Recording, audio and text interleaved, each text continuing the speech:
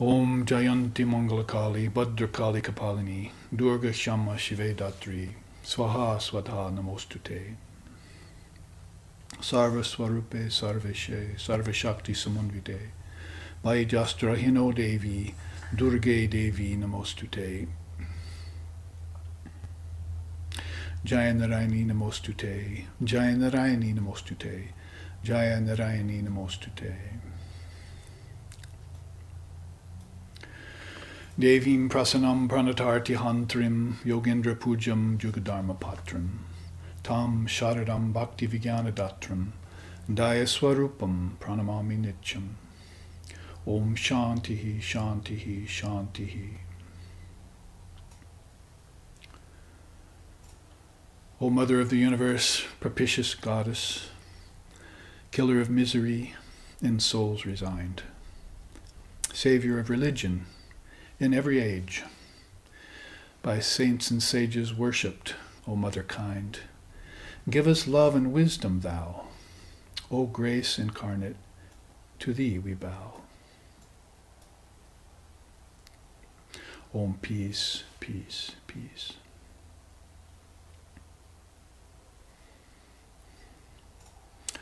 Om Sahana Vavatu Sahanau Bhunaktu Saha Viryam Karvo Vahai Tejasvi Navadi Tamastu Ma Vidveshwavahai.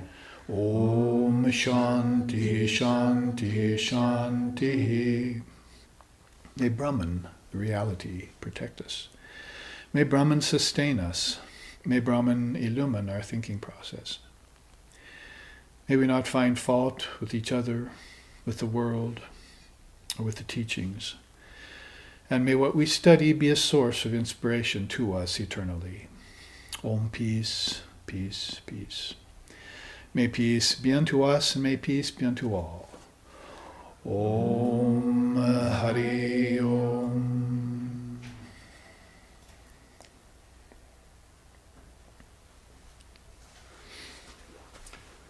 Want to welcome you all to the final class here at SRV Hawaii on the Big Island in the little town of Waimea, and where our center is set in beautiful fields surrounded by Mauna Kea on one side, and on the other side the other rolling hills that define our beautiful island paradise. Mauna Kea today is white, as we got snow in Hawaii. Yes, there is such a thing.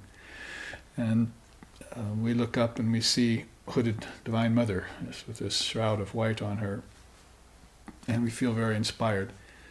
She's actually one higher than Everest if you measure her from the ocean floor, Mauna Kea that is. Many connections too between Sanskrit and Hawaiian language. That word Mauna in Sanskrit means silence, and if you've ever been up on the slopes of Mauna Kea, Mauna in Hawaii means mountain, then you'll hear that silence, and maybe so deeply that you'll even hear that silent sound of Om humming within everything. It's within everything and it's beyond everything. And we've looked at that root word or bijam as AUM and connected that to our waking, dreaming, and deep sleep state. And that gives us a way of trying to master all levels of our consciousness. We have wide eyes, but very slim capacity for attaining what we think about and what we speak of. Thought and word has to be translated into action, and that action has to be not only outward but inward. You have to be a participant in your own spiritual life and your own spiritual awakening. And then after that, growth, as contradictory as that is to an Advaitist, that is a non-dualist, because nothing's ever born, nothing ever dies, so how can growth and decay and all of those be true? But nonetheless, with the mind and consciousness pinioned here in the body, and with awareness focused upon the body-mind mechanism, the five senses, and the prana, the energy, and the thought process, mind, chitta, we call it in Sanskrit, then we have to be a bit practical about that and keep an eye on our spiritual growth and make sure that some attainment is under our belt. Each day would be nice, not just once a week at class here or at church, as has been the case with fundamentalist religion in the West, mostly. So we need to watch our awareness day to day like an Eskimo watches snow conditions day to day, because our very spiritual life's existence depends upon that. And there's a certain danger of falling asleep in Maya without that watchfulness. Mindfulness, you could call it, but mindfulness is kind of sometimes been used as a just sort of, well, I'll be mindful while I'm in holy company, or I'll be mindful when I'm meditating, or so forth. But it has to also be in terms of watchfulness in our spiritual life, that we gauge in ourselves and gear ourselves towards attaining a little ground each day, gaining ground, spiritually speaking, not just with monetary affairs and job and relationships and so forth. The relationship with the divine, as we were just chanting when we opened up the class, the Divine Mother, propitious Goddess. We must make sure that we are making ground by surrendering ourselves to the Mother of the Universe every day. With every breath would be good, because A, U, and M of Om also correlates with the in-breath, the held breath, and the out-breath. There are all sorts of triple teachings that connect with each other, and when you do make the connections, then you can be a participant in your own spiritual life day to day. Otherwise, it's a once-a-week affair, or whenever I happen to think about it, or maybe when some holy person comes and visits my neighborhood or my city. Our founder, Lex Hixon, here at SRV Associations, spent most of his life going to find holy beings. Didn't matter which religion either, he would fly, take a train, or make his way in any way he could to be in the company of these different beings. And he ended up interviewing some 200, 300 of them throughout the 70s, 80s, and 90s, and this In the Spirit series that he did on the WBAI radio in New York. And many of these were unknowns, but quite a few of them were the teachers of the day in all religions again. Sufism, Jainism, Hinduism, the Vedanta Swamis, and Buddhism, and Muslim religion. He gathered together all sorts of beings and brought them into the studio and recorded them, and that series is available. You can order them and listen to them, this ITS series, some 360 titles that he spent the time. He would sometimes scout out these beings, not only just for the interviews, but for his own spiritual growth. We're talking about spiritual growth, and he would put himself in the periphery, in the atmosphere of these beings, and learn from them as much as he could. And some of them were very authentic, and some of them rather of questionable metaphysics, he used to say. If that person's a little bit, has questionable metaphysics, he would say. So whatever the case, it was the West, it was America in the 70s, 80s, and 90s, and there was a time, as we know, of not just awakening to freedom, political freedom, and freedom from war, people stepping out and making their voice heard, but it was also this inner spiritual awakening that was going on, and you can trace it through this series. Well, of course, as this applies to today's class, it's all connected to us, to Divine Mother of the Universe. Probably the most powerful name is Kali, or Durga. That's goddess of transformation you're talking about there, and you're serious when you approach her and surrender yourself to her. She'll put you through paces, and you will love her without ever seeing her. There's actually some lines in songs in India I learned, I'm quoting from right now. Who is this woman dancing on the battlefield of relativity, destroying egos. And, how did she get such wonderful names? Kali, Durga, Tara. See? And why am I so in love with her when I've never even seen her face? See? So the songs go on like this, and they're sung with melody and deep devotion, and they've been sung for hundreds of years in India about this supreme deity, this divine feminine being. So we've had 4 classes on Mother Kali. We've termed or titled this meeting Mother Kali, rather a step out of the norm. Be easier to teach about goddesses who are extant consorts of avatars, like, say, Sita or Lakshmi or Radha, Krishna's beloved.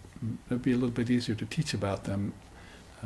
There's more culturally available on them, for one thing, and of course their part in the divine Leela, the Nara Leela, that is the play of the divine being as consorts, was very important.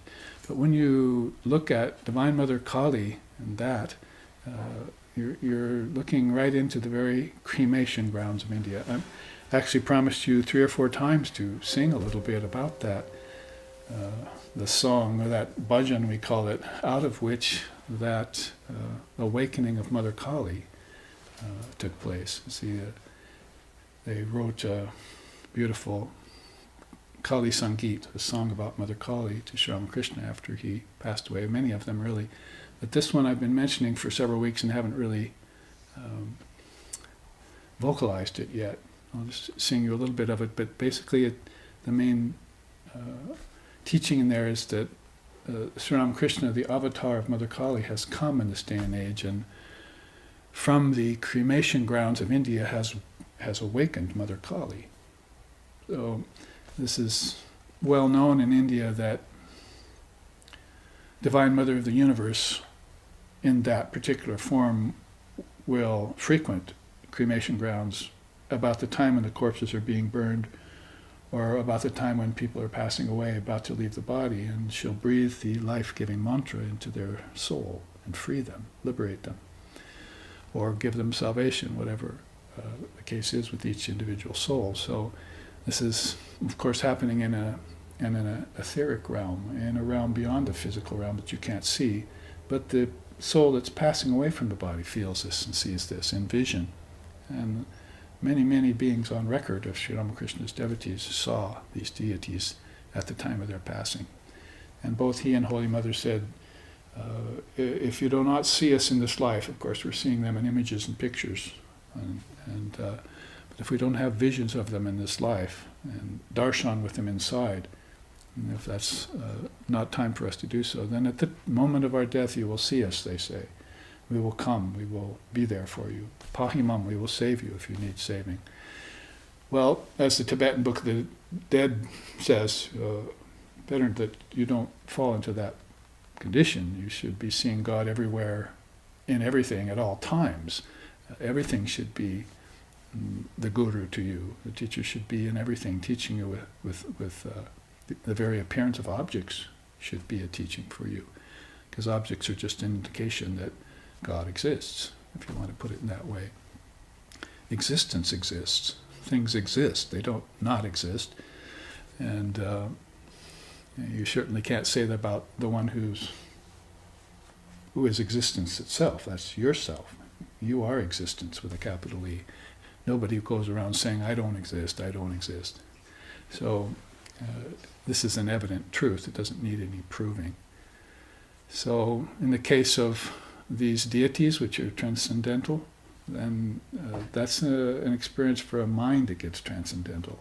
When Jesus told John, and John, it's quoted in the Gospel, that no man has seen God with his eyes, that means in an ordinary state of mind you will not see God with these physical eyes. Nobody sees God.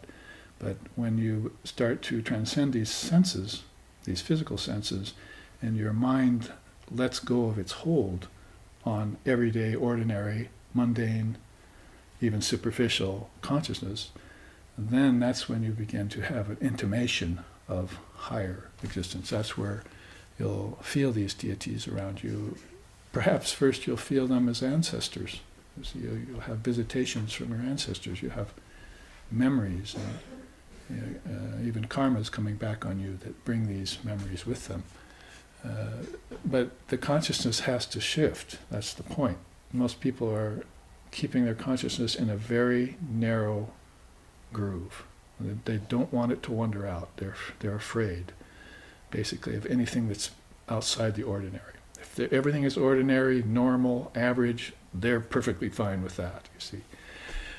So it's only these beings with a calling, you might say, these souls that have a yearning for something beyond what the world can offer, ordinary things that it offers, you see, or attraction to power and money and so forth, pleasure. It's only the beings who have gotten over that, as you say, that they start to have the ability or the experience of consciousness shifting, and then they will have these experiences that are, for instance, sung about in these songs. Paramakuru Siddha Yogi, Paramakuru Siddha Yogi, Matri Bhakta Yugavatar, Paramahamsa Sri Ramakrishna, Paramahamsa Shri Ramakrishna, Gaho Pranam Namaskar, Matri, Matri, Matri Name, Amrita Nire, Matri Name, Amrita Nire, Asale Nija Bharataba, Paramahamsa Siddha Yogi, Paramahamsa Siddha Yogi, Matri Bhakta Yugavatar, Paramahamsa Shri Ramakrishna, Paramahamsa Shri Ramakrishna, Gaho Pranam Namaskar. So this great, beautiful song that's been written states, O great teacher, illumined yogi, devotee of the Divine Mother and avatar of the age, O supreme soul of my soul, accept my prostrations, accept my salutations. You have awakened Mother Kali, the destroyer of evil, from the sacred cremation grounds of India, and with the nectar of her holy name, you have flooded the land once again. The land is Bharat. India is the ancient name for India. And then onwards to say, in temple, mosque, and church, you worshipped God with equal reverence. Now your blessed name is worshipped throughout the three worlds. O Supreme Leader of our souls, accept our prostrations, accept our eternal salutations.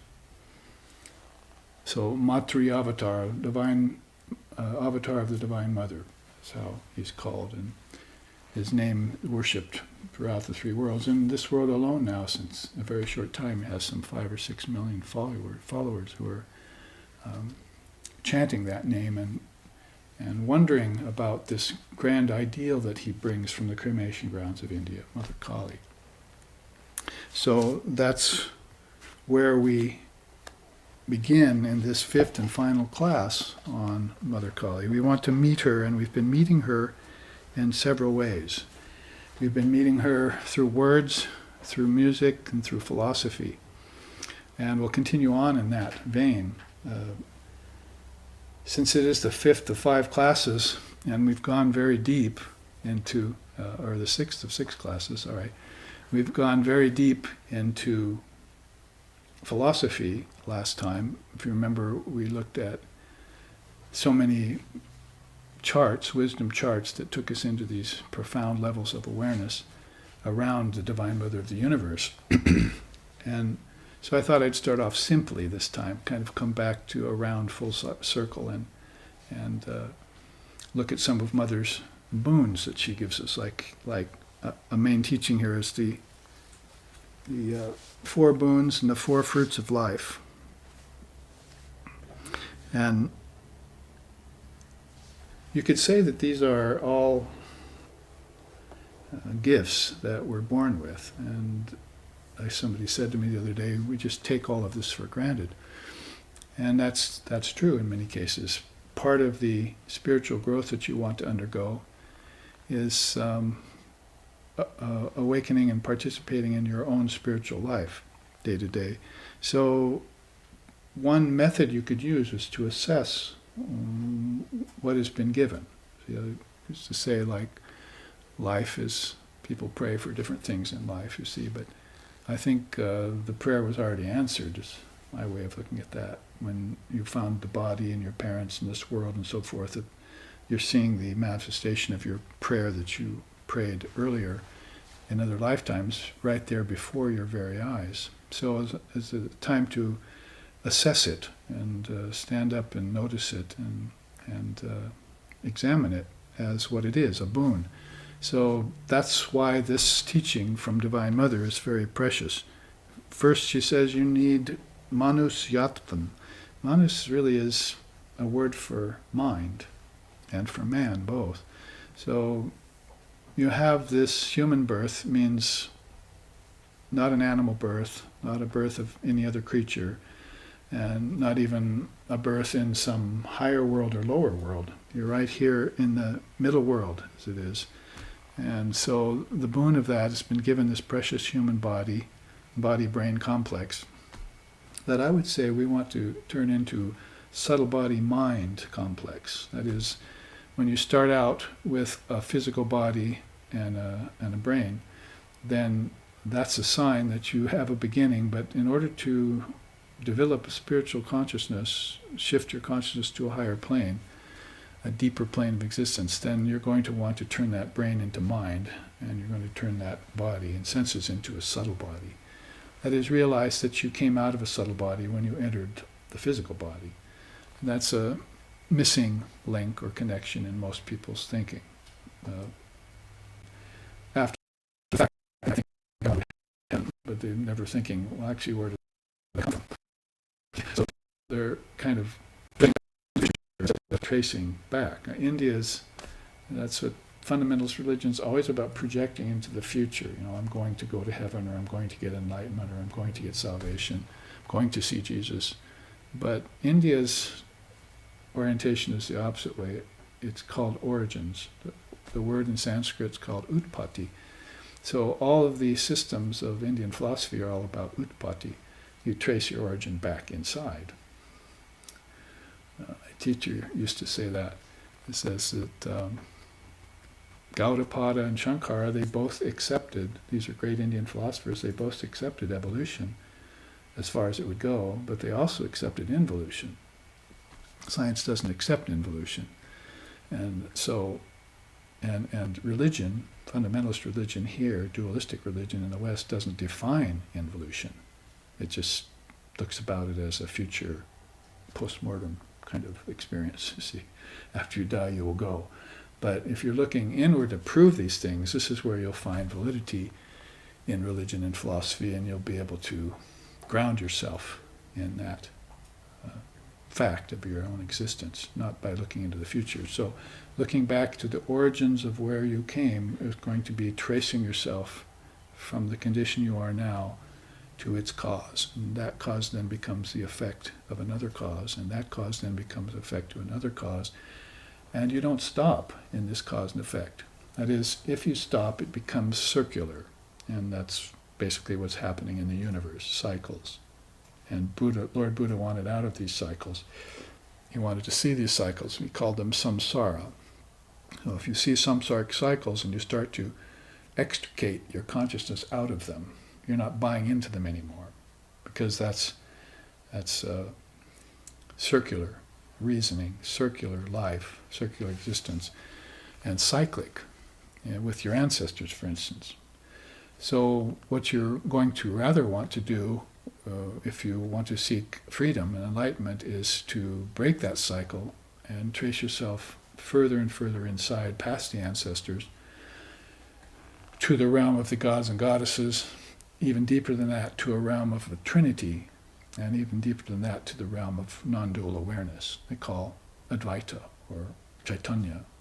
Those experiences that give you samadhi, or nirvana, Buddha called it, those happen when you have broken these cycles one by one. So all of that is accomplished by origin, tracing origins, and not back just to your family line, because they're caught in this cycle of ancestors and humans. So the first boon is rather precious, because it gives you this body-mind complex with which you can reason this out. But if you just take the blessing of the manifested physical body and the five senses to be all there is, then you're missing out on where the boon came from. In other words, it's a way of assigning gratitude towards the divine being, but also giving yourself credit for participating. And this is where give all praise to God and I'll take all blame becomes the better path, you see. All praise to the Lord and all blame to me. So I'm finding myself in this situation, I'm finding myself suffering. Well, Holy Mother used to say, you can't blame God for suffering and for pleasure. That's your business. So she would put it very bluntly like that. So it's karma that you want to blame, and whose karma is it? See? So this is one of those things that you find yourself participating in. You wanted a body-mind mechanism. She granted it as a boon to see what you would do with it, but she didn't intend for you to get caught on these cycles of birth and death all the time, to cling to life. That's a great teaching in yoga. It's called abhinivesha. It's one of the fifth and lowest of all hells, is to cling to life. Father of yoga, that's his teaching. Patanjali, he was called. So to snap that chain is one main directive for a person who wants to work their way towards freedom, greater and greater freedom. Now, second boon is holy company. This is a boon from Divine Mother Kali. So, as I was just talking about, our founder, Lex Hixon, the minute he got his freedom from parents and mundane things, he was going to see holy company. He was trying to find it in every being, in every religion. Anyone who knew anything about divine reality, he wanted to talk to that person. It reminds us of Swami Vivekananda, the young Narendra before he was a monk, going to the Tagore family and asking them and other people around the city of Calcutta if they'd seen God yet. None of them could give him a good answer until he found Sri Ramakrishna. And so he would ask all of these so-called famous people around the city, this little teenage boy making a nuisance of himself, you see, have you seen God, sir? Have you seen God? And they all gave him answers that were not fulfilling or satisfying, nothing direct. But when he found Sri Ramakrishna and asked him, heard about this priest staying at the Kali temple, worshipping Mother Kali, and he asked Sri Ramakrishna when he got the chance, have you seen God? And Sri Ramakrishna told him, I see God as clearly as I see you before me right now. So this answer satisfied him, this intrigued him. So he began his deep search, which is on a collective level. He took all of us with him when he did this search. He wanted to lead us all to recognition of this Kali avatar and how he had come to earth, like this song has just said for us. So holy company was something Vivekananda was seeking all the time, from which he was very young. And same with our founder, Lex Hixon, he was doing that.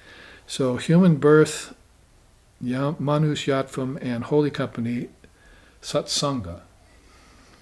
Sat, truth, sangha, a group. So you look for that group of people who are in the know about the truth of life and existence. And if those two are there, the third boon Mother Kali will grant to us would be a desire for freedom. That's not freedom yet, but it's the desire for freedom, and the desire for freedom is very rare. It's the fourth of four treasures in Vedantic teachings. First treasure is you must have discrimination between the real and the unreal. Second treasure is you must detach from the unreal. The third treasure is called the 6 gems, or 6 jewels. Inner peace, self-control, forbearance, contentment, an ability to meditate on God without interruption, and faith. Those are the 6 jewels. And then you get a desire for liberation. It's the fourth treasure. So you see how much happens before you even get the true desire for freedom. Some people are thinking that they want to be free all the time, but then the next day they've given up that urge, that divine urge they had. So a desire for freedom is taught in that way in Vedantic traditions, that it's something very rare, and that you're going to have to separate the wheat from the chaff before you can even approach or even declare, I have a true desire for freedom. Because the truth of it is everyone's falling back once they get an inkling of desire for freedom, and then they don't move towards it and they never get it. We see so few beings like Vivekananda came before us as a free soul, a Jivan Mukta, an Advaita Vedantist, a fully illumined soul. So the proof there is, of course, in just looking around into the world, and also into spiritual circles. See if you can find free souls. So that third boon then is even more precious, and it's going to only come to those who are able to separate the wheat from the chaff. That's how Jesus put our teaching of Viveka, which Swamiji named himself after, Vivekananda, is that you need to clearly see with your own eyes, with your third eye if possible, the difference between what is eternal and what is changing, or what is real and unreal. And then the second you'll detach from it. See, you detach from the unreal. You can't just leave it there. Oh, I see the difference, and then just go on with your life. You have to actually start detaching from everything you've seen to be changing, shifting sands, non-fulfilling. See, those kinds of things. People get habitually attached to things that are not fulfilling. It doesn't make sense. Keep doing the same old things over and over again. Mundane rounds of human existence. They can't let go of these little grooves I was just talking about. See, these little narrow grooves that their consciousness has fallen into, like little rivulets of water caught in little grooves in the earth. See, they can't break free. Sri Ramakrishna used to tell the story of the cattle passing from the barn to the pasture every day. When they were out in the pasture, they could mix with each other and have a merry old time, eating grass together, you see. And then sundown, they go back to the barn, and they go back and forth in the same way every day. And so pretty soon they wear a groove in the ground from the way they go back and forth from the pasture to the barn. And pretty soon they're like deep in it. See, the groove has gotten so deep that they can't even get out, so if they wanted to.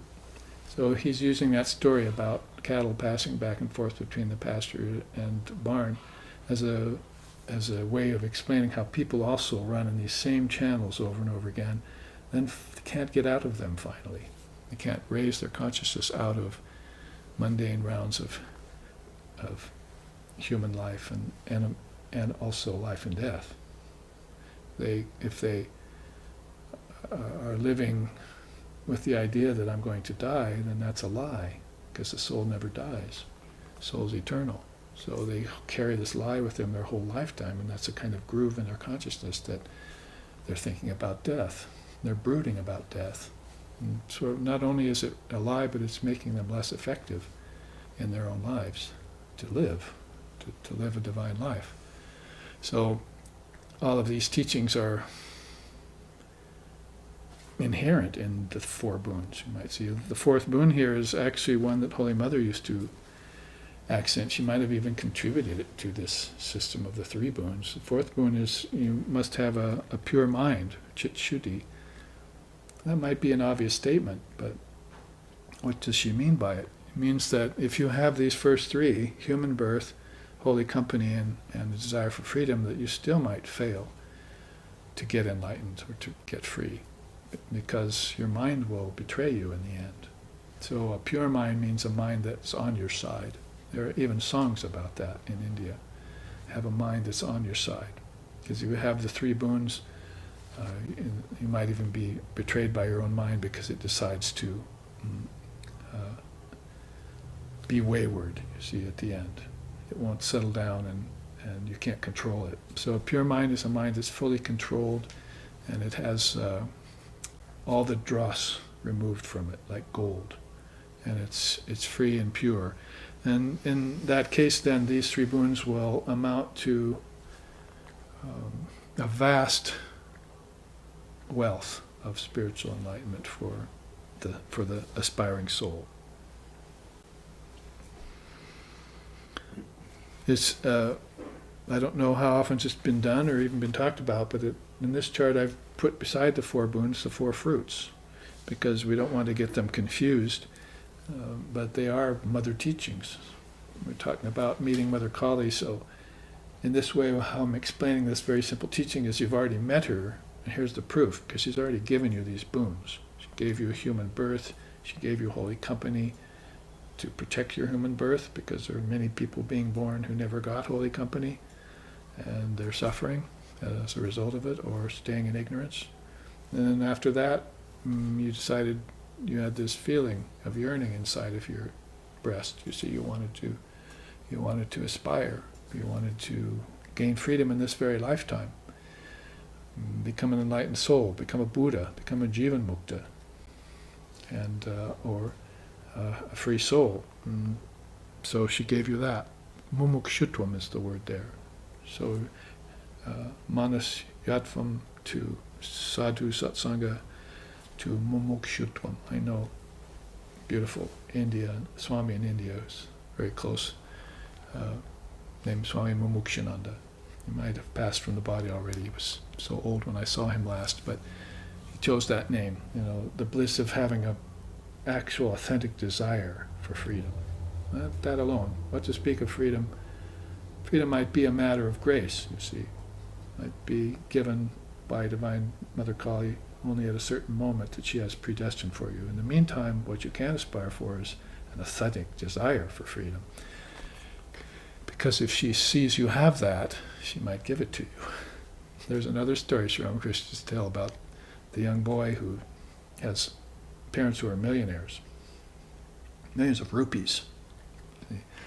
And he's going to inherit that money. See? So he reaches about 6 months before his 17th birthday, you see. And so when he gets 17, he can have this inheritance from his parents.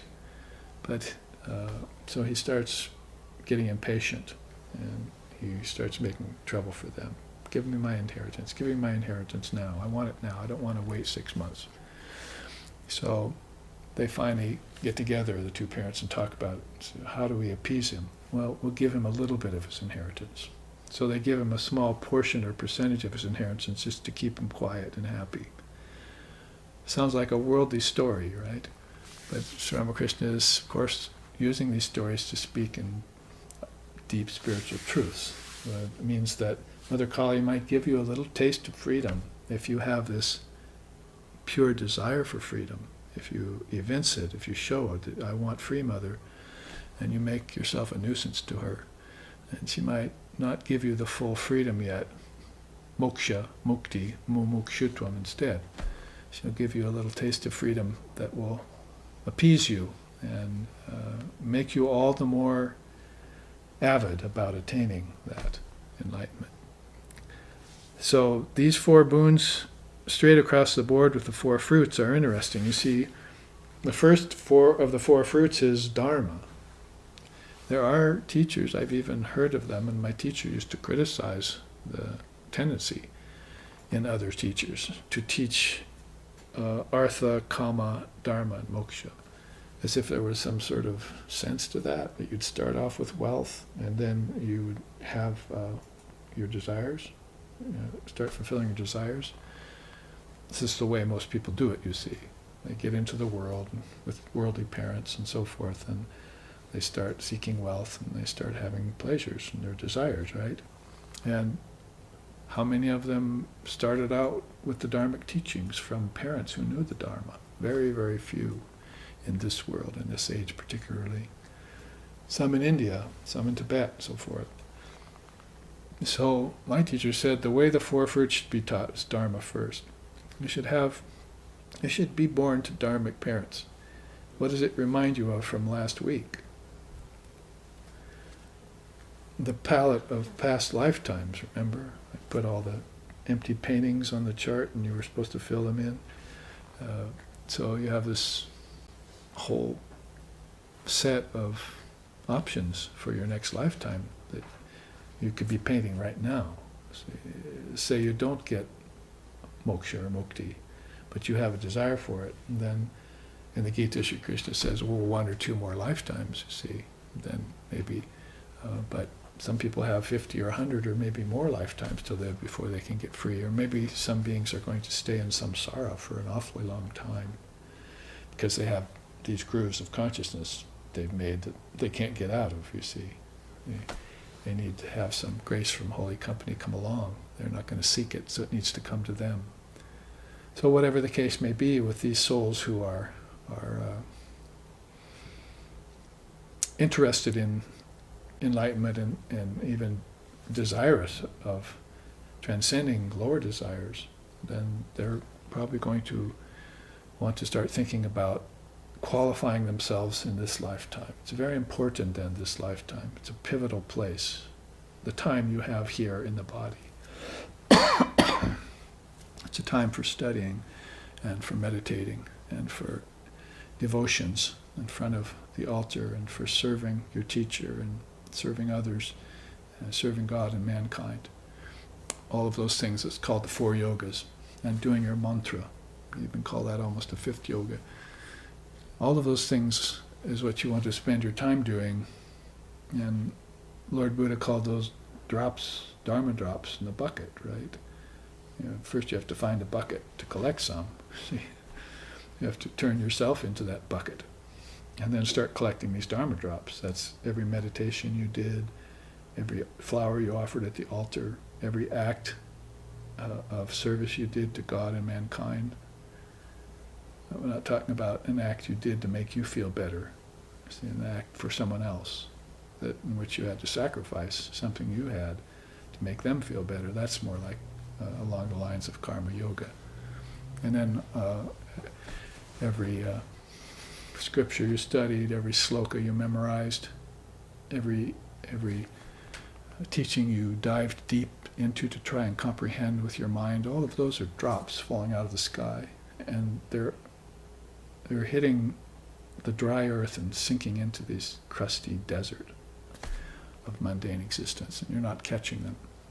So you need to get a bucket or make yourself into a bucket, and it's like standing and trying to catch snowflakes, see, or something, or rain, with your mouth open. You need to take in some of these dharma drops and store them up, as this is what you'll show Mother Kali at the end of your life. There's another song that says, when death comes to me, O Mother, I will open up my chest and show you, and show death, Yama, the tree of, a wish-fulfilling tree that I've planted there, that by the seed that you gave me. So Mother Kali gave me a seed, I planted it in my heart, I watered it with the tears of devotion, turned into this big tree, and when death comes, I'll then show them this tree. A proof that I'm the son of the Divine Mother, and death will leave me alone. See, death will be no more. O death, where is thy sting? They say even here in the West, right? So, in that way then, turn yourself into a container for stored up dharma. I mean, in Buddhism they'll actually call this punya. It's merit is probably the best English word, as opposed to what? Papa, demerit. So demerit is the route of people suffering. See? They're not collecting any dharmic experiences, and they're maybe doing acts that even are sending them down a bad road. So punya is merit. You want to store it up, and this merit will stand you in good stead throughout your lifetime. And then you'll be able to select dharmic parents. If I ask everyone in this room to raise their hand if you had dharmic parents, nobody would raise their hand. None of us had dharmic parents here in the West. We had maybe moral parents, we had ethical parents, we had religious parents, or maybe not. There's two, some of us, you see. Maybe we had alcoholic parents, or maybe we had unkind parents, uncaring parents, or an admixture of all the above, as they say. But dharmic parents are sadly missing. So this is a responsibility you have to take on to qualify yourself to know these teachings, so that if you have children, or when you have children, you can pass this on to them. Then you're fulfilling this first boon. You're putting it first before artha and kama. Dharma comes first then. And doesn't it fit with a good human birth and also holy company? Because the minute a soul like that comes out of the womb, will start seeking his guru, his or her guru. Will start running around the city, like Swamiji said, have you seen God? Have you seen God? I mean, who does that around here? Instead of have you seen God, have you seen God, the mantra is, do you have a job? Do you have a job? See, they're not looking for God, they're looking for money. So artha is first, right livelihood, see, or just livelihood. Right livelihood will only be right if it's based in dharma. Otherwise, everything you earn and everything you gain is, even if it seems like merit, is not true merit at all. It's burden. It burdens you down to the body, to the senses, to pleasure, and to the average run-of-the-mill kind of life that people are living in this day and age, thinking themselves to be quite happy, but in the end, given to death. It's a kind of spiritual suicide that they're courting. See? So, enough to say about that is to always put dharma first. See, that's got to be true for you. It's got to be true for your children. And in my case, I went back and gave dharma to my mother. She didn't give it to me. So I found her interested, and I went back in my 30s and 40s and 50s, and I was, both my mother and my grandmother had to sit and listen to me talk about the Dharma all the time. And they got interested. One of them took initiation into Ramakrishna order in her 80s, 70s or 80s, see. Is it too late? Well, better late than never is the mantra there. So the Dharma has to go forward and backward, and no matter what the case. It's the most important thing. The last 5 classes that you've sat here in have been all about Dharma, Mother Kali style. So if I could go on and on about that point to try and hammer it into everyone watching and everyone who will listen in the future, how Dharma is important, this is the way my teachers to teach it. But I have come across people who teach the 4 fruits in that way, where artha is first, and then comes desire, and then dharma, as if that's ever going to happen. I think that would only happen if you already have dharma somewhere back in your samskaras. Then you could maybe risk is a good word, risk getting into the world, satisfying desires, and then eventually come upon dharma, if you're fortunate enough. But how many people does that happen to?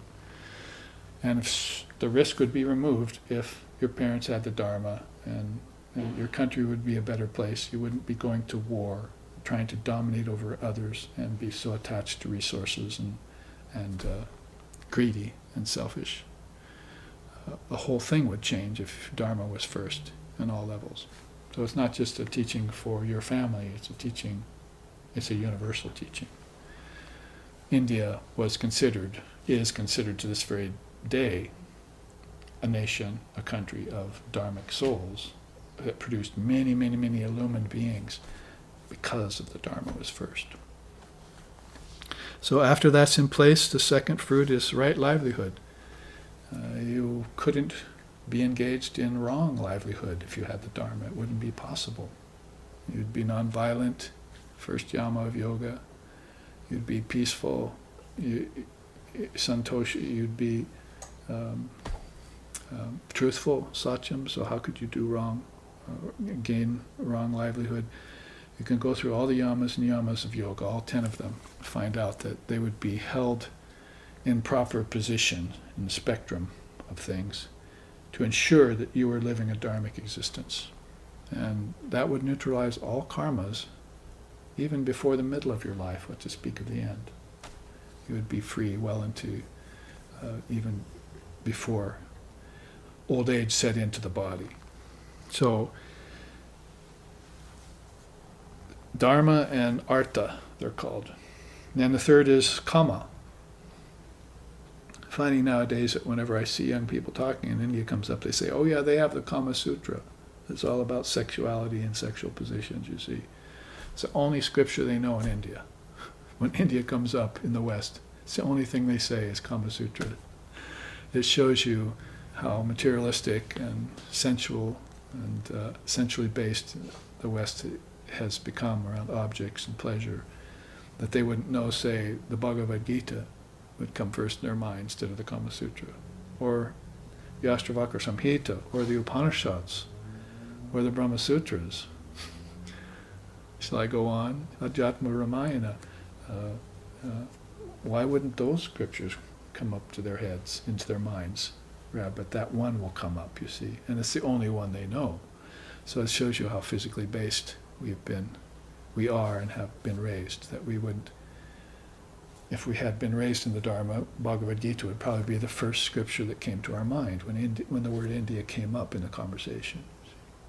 And we'd know whose song it was. Gita means song, Bhagavad means the Lord. We know it's Sri Krishna's song, sung to Arjuna on the battlefield. And that would be a drop in our Dharma bucket, you see. Something we could always fall back on in hard times, or we could always use to inspire ourselves in good times, to move further and gain more spiritual ground for ourselves. As if that's the only purpose of life. If you look at the end of each 24-hour period that you've passed through, or let's just say 12-hour period, if you look at the last 12 hours you've passed through and say, I didn't make 1 inch of spiritual ground today, then you failed that day in living. No matter how much ground you gained with job or money or success and so forth.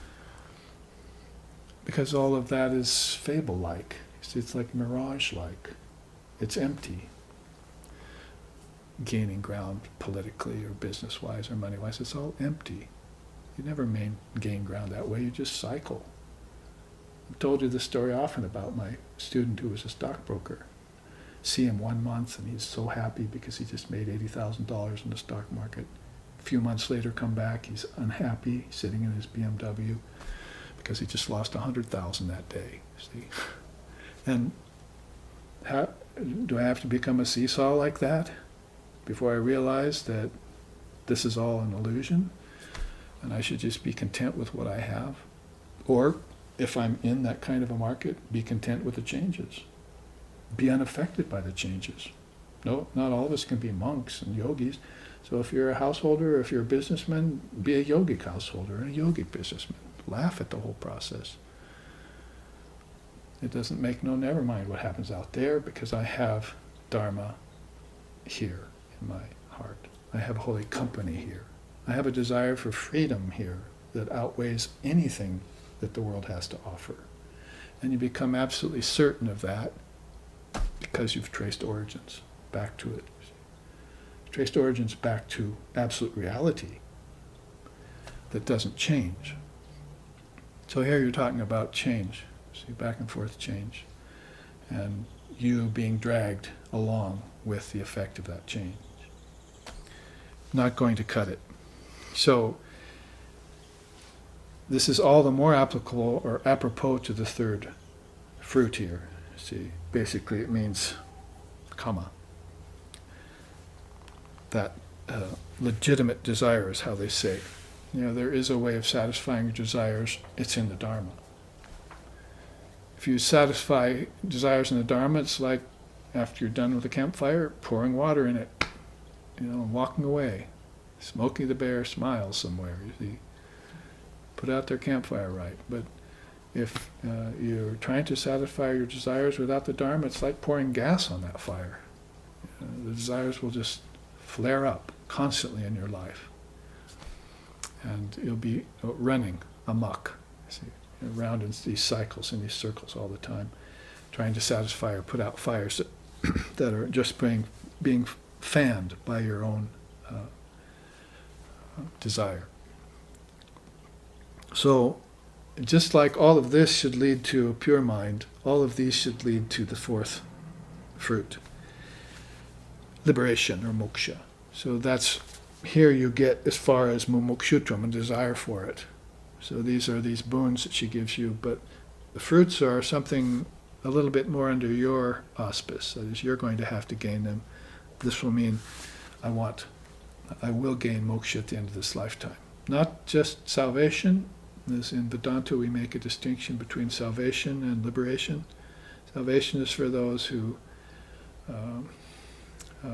get freedom from the world and move to a higher position under the auspice of God with form. But liberation is for a soul who gets absolute freedom in their own right. Because they're not dependent on anyone anymore. They realize their oneness with the Father. Know what I mean? Pray to their Father in heaven. That would be salvation, if you get it. But I and my Father are one. That's liberation. So any way you cut it, through any religion or any great teacher or any philosophy, that can be accepted as reasonable and practical and true. The difference between pray to your Father in heaven or I and my Father are one. It's the difference between a soul who has attained mere salvation or a soul who's liberated. A soul who's liberated is, Sri Ramakrishna says, it's like this bird that's set loose into the sky and will never return to its cage again. Whereas salvation, you've just been a goldfish that's been put into a larger bowl. There's a bigger bridge to fly in, to swim under around, or a hamster that has a bigger wheel to run on, you see.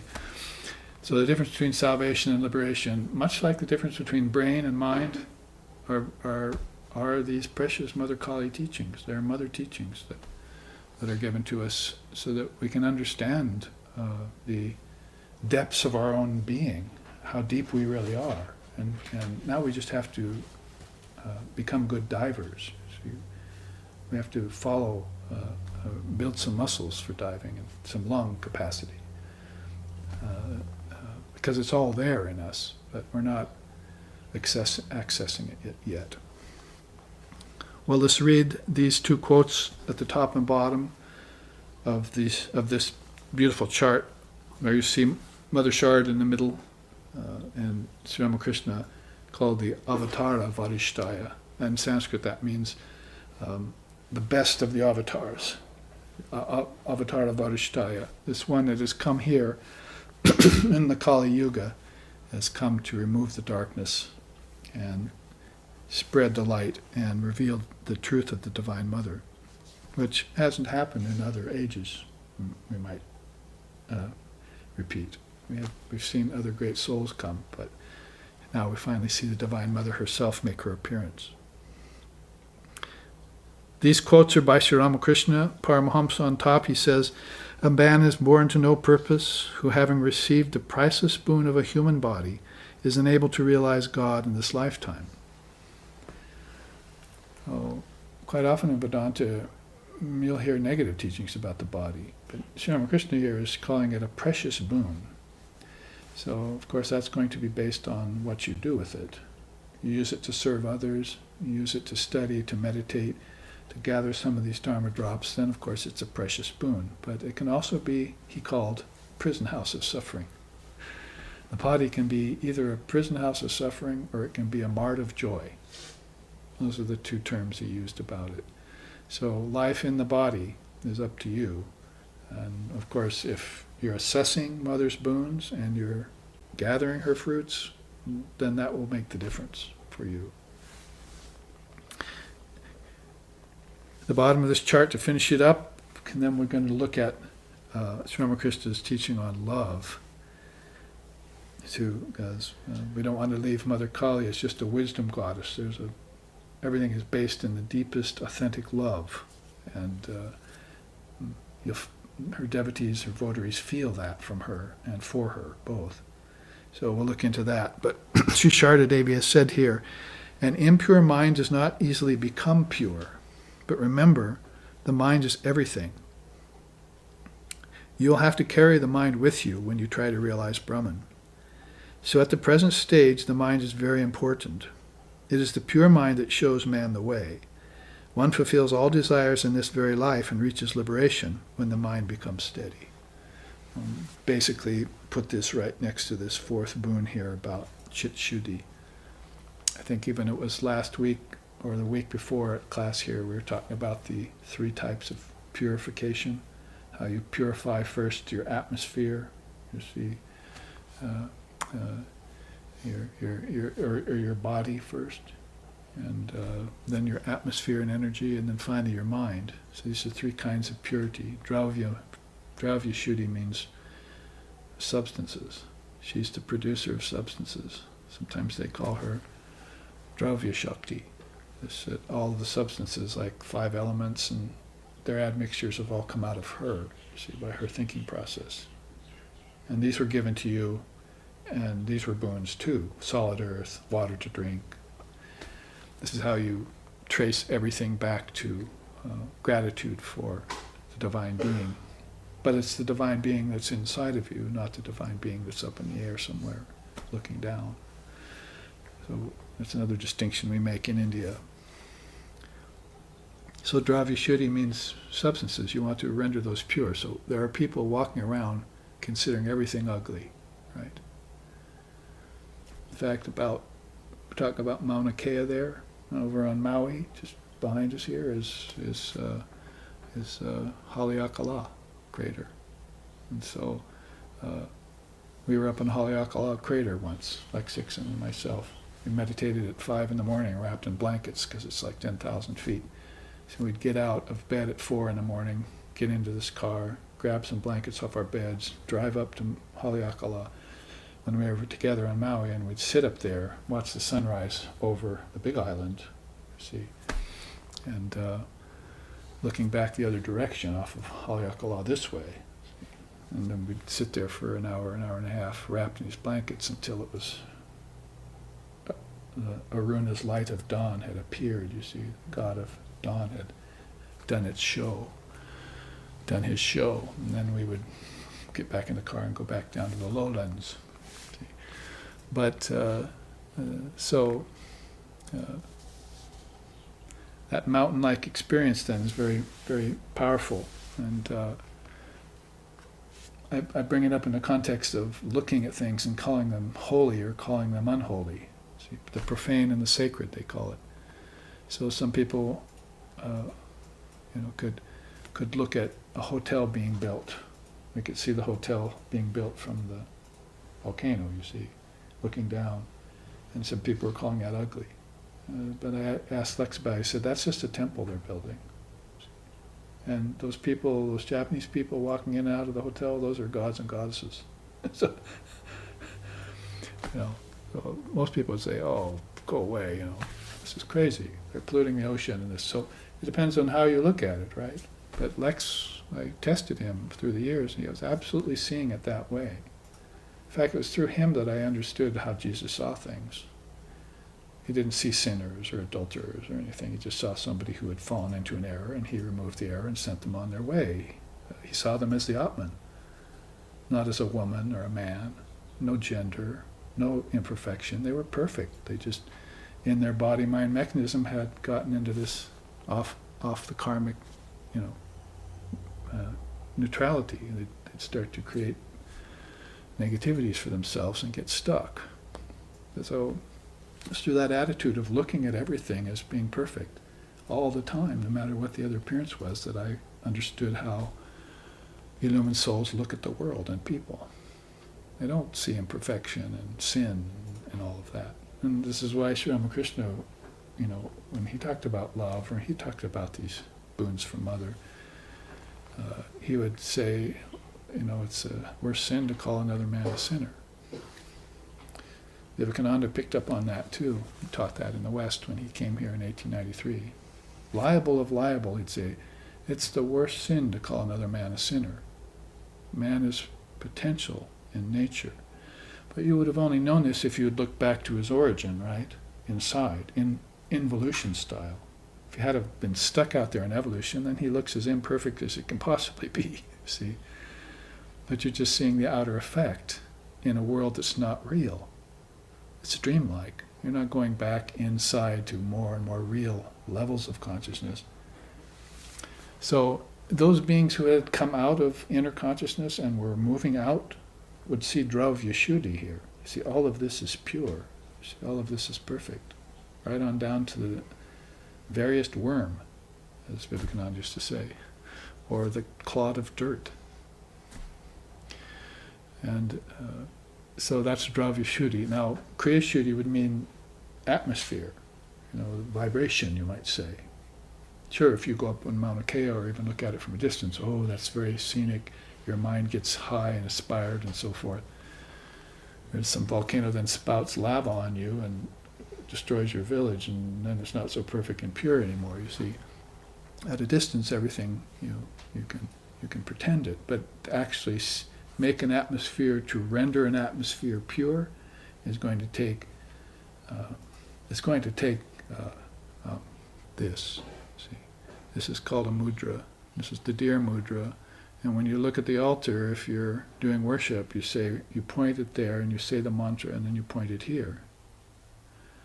I'm Gurubhyo Namaha and so forth. You do the various purifications. So it means what's there has come out of here, you see. So the altar, the world has all come out of your mind complex as thought. And so if your thoughts were pure and you got out into the body, then you would see everything pure. But if your thoughts were not pure when you took on a body, you'd see everything mixed or impure. That's how important the mind is, and I go into it in depth because that's what you just said. Basically, the mind is very important at this stage. You can't jump to the Advaita conclusion all of a sudden that everyone's pure and perfect without taking the mind with you and convincing it of the same. Otherwise, you've got a real problem, right? If you've got impure mind, these three will not be in effect anymore. At least you might as well have gained these in vain if your mind is impure in the end. So how the teaching connects there is that she's saying, make sure mind is the vehicle by which you involute, you see, and get to Brahman. So make sure this vehicle you're taking is going to be strong enough to get you there, you see. Like after death, for instance, or even during life, your mind has to be steady and strong. It has to be full of faith and devotion, and it's got to have dharma, and it can't be swayed by desire and wealth. See? That's not a pure mind. That's not a steady mind, so then how can that mind get you to Brahman? It could probably get you back into Maya. So you can see that even the simplest of Divine Mother Kali teachings, these are called the Mother's Four Boons and the Mother's Four Fruits, are very, very profound in their simplicity. And they need to be connected to, not just left separate. They need to be connected and understood this way and meditated upon. There's something you can think back on and not just say, oh, thank you, Mother, for these boons and fruits, but understand them, because that's what she wants. And that's what Jesus wanted too. He wanted you to understood what he said 2,000 years ago when he came, so he wouldn't have to come back. Because who's going to recognize him when he does come back? Maybe he has come back 3 or 4 times already, at least in part. You see, in India we have partial manifestations, and then we have full manifestations. We have manifestations of gods and goddesses, and we have manifestations of avatars. We have manifestation of mother, and we have manifestations of father, and we have partial manifestations too. So a soul can come back partly veiled on purpose in order to reach certain people who wouldn't be able to understand a fully unveiled light. It has to be partially veiled so people could see them and comprehend them. So you don't need to get on your high horse about some particular soul being better than others, or worse than others, or greater than others, religiously speaking. Just have to understand the way consciousness works is to veil itself and to uncover itself. Didn't we have that teaching already a couple weeks ago? And we talked about Avarana Shakti, the veiling power, Vikshepa Shakti, the distorting power, and Prakasha Shakti, the unveiling power, you see. So the avatars use that too. In fact, they won't use it just to get into the body, they'll use it in life. They'll veil themselves from you for a while, and then all of a sudden reveal themselves to you. That's what happened to Arjuna in the battlefield. He thought Krishna was his friend, you see, his friend and protector. And all of a sudden, he gets on the battlefield with him, and he finds out that he's the avatar of the age. And Krishna touches him on the head, and he has this powerful revelation of God with many arms and many heads and many tongues and many eyes and so forth. And finally realized who this person across from him really is. All these years he thought he was just, Krishna, the noble king, you see, who was there to help him, his friend and so forth. But now it finds out he's not just his friend, he's his eternal companion. That's what he is. And he's always been with him. So anyway, that's veiling and unveiling. It's going on not just lifetime to lifetime, but inside of life too. And if you want to participate in your own spiritual life, then learn to unveil yourself a bit. You see, take these boons and meditate on them, assess them and accept them, and then act on them. And it would certainly be the case with a pure mind and liberation, that these are things that are upon you. If she's given them to you already, if they're in the list, they must be yours already. But you're not seeing them, you're not perceiving them yet, and maybe you're not calling them your own. So the main problem with that is the mind in an unrefined state. So make sure your mind can see through to these truths. It isn't putting it off in the future like, I'll get freedom sometime in the future. My teacher used to say that. He called it a post-mortem emancipation, and he was not down with it at all. He would, almost in every lecture, he'd say, I don't care for a post-mortem emancipation. And I don't care for splitting the atom and releasing power for destruction over others. I want to split the curtain of Maya and release the power of highest good for all others. And so he was always seeing what was being done in the world and then giving the remedy for the problem and then taking the solution to a higher state as revelation. You can do nothing with a realization, just have it. But then you can take a realization and do something with it. So that's the limitation of revelation. See, Om Agnir Murta Chandra Suryao Vishaha Shotribhag Vivitasha Vedaha. There's a beautiful chant in the Vedas that says the fire, the Supreme Being is in everyone. Fire is its head, the sun and moon are its two eyes. The revelation of Scripture is its cosmic mind. See? So the revelation of Scripture has a limitation. And that's where you have a realization and just leave it in the book. Keep it to yourself. See? But beyond revelation, there's going to be sarva mukti. I'm going to take this revelation, I'm going to hand it out to everyone. And that's where you get a great soul like this. A great soul like this because why? Because they love you. See? It's not the Disney Club kind of love, you see, that we're talking about here. Why? Because we like you. We're talking about the love of an avatar that reaches deep, deep into the soul and convinces it of its own divinity. I mean, isn't that the best gift you can give people, is convincing them of their own divinity? And speaking of the Bhagavad Gita and Sri Krishna, it's the very last sloka of the whole Gita. He says that. Those beings who take this dharma, this knowledge, and give it to others, they're my true children.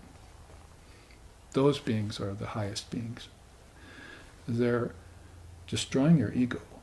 Your ego is the one that's saying, I'm limited, I'm a sinner, I'm not good, I'm never going to make the goal. That's the voice of the ego that you want to destroy.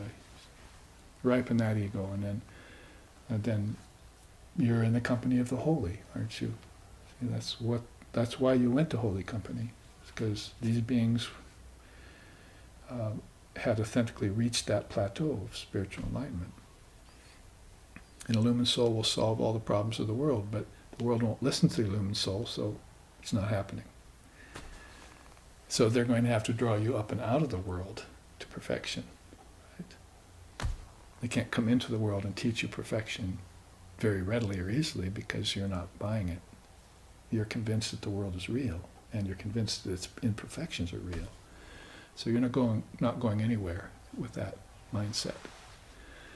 So they'll work on you a little at a time here in the body and the world. And these beings can work with 5 million beings at a time, you see. That is, eventually after a couple hundred years have passed, then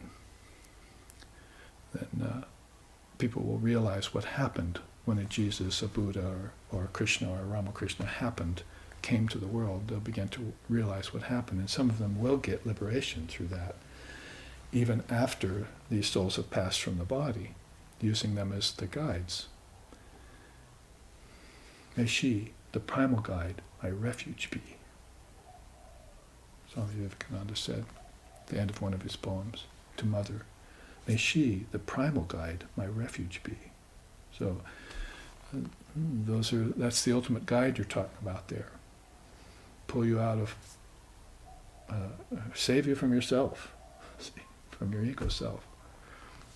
That's why we go to them and to her. So they love you means not in some of these ways that ordinary love, or even one-sided love. Like duck loves the water, but water doesn't love the duck, as Krishna used to say. That's one-sided love. And sometimes mutual love is for each other's good, but it doesn't actually extend out to anyone else. See?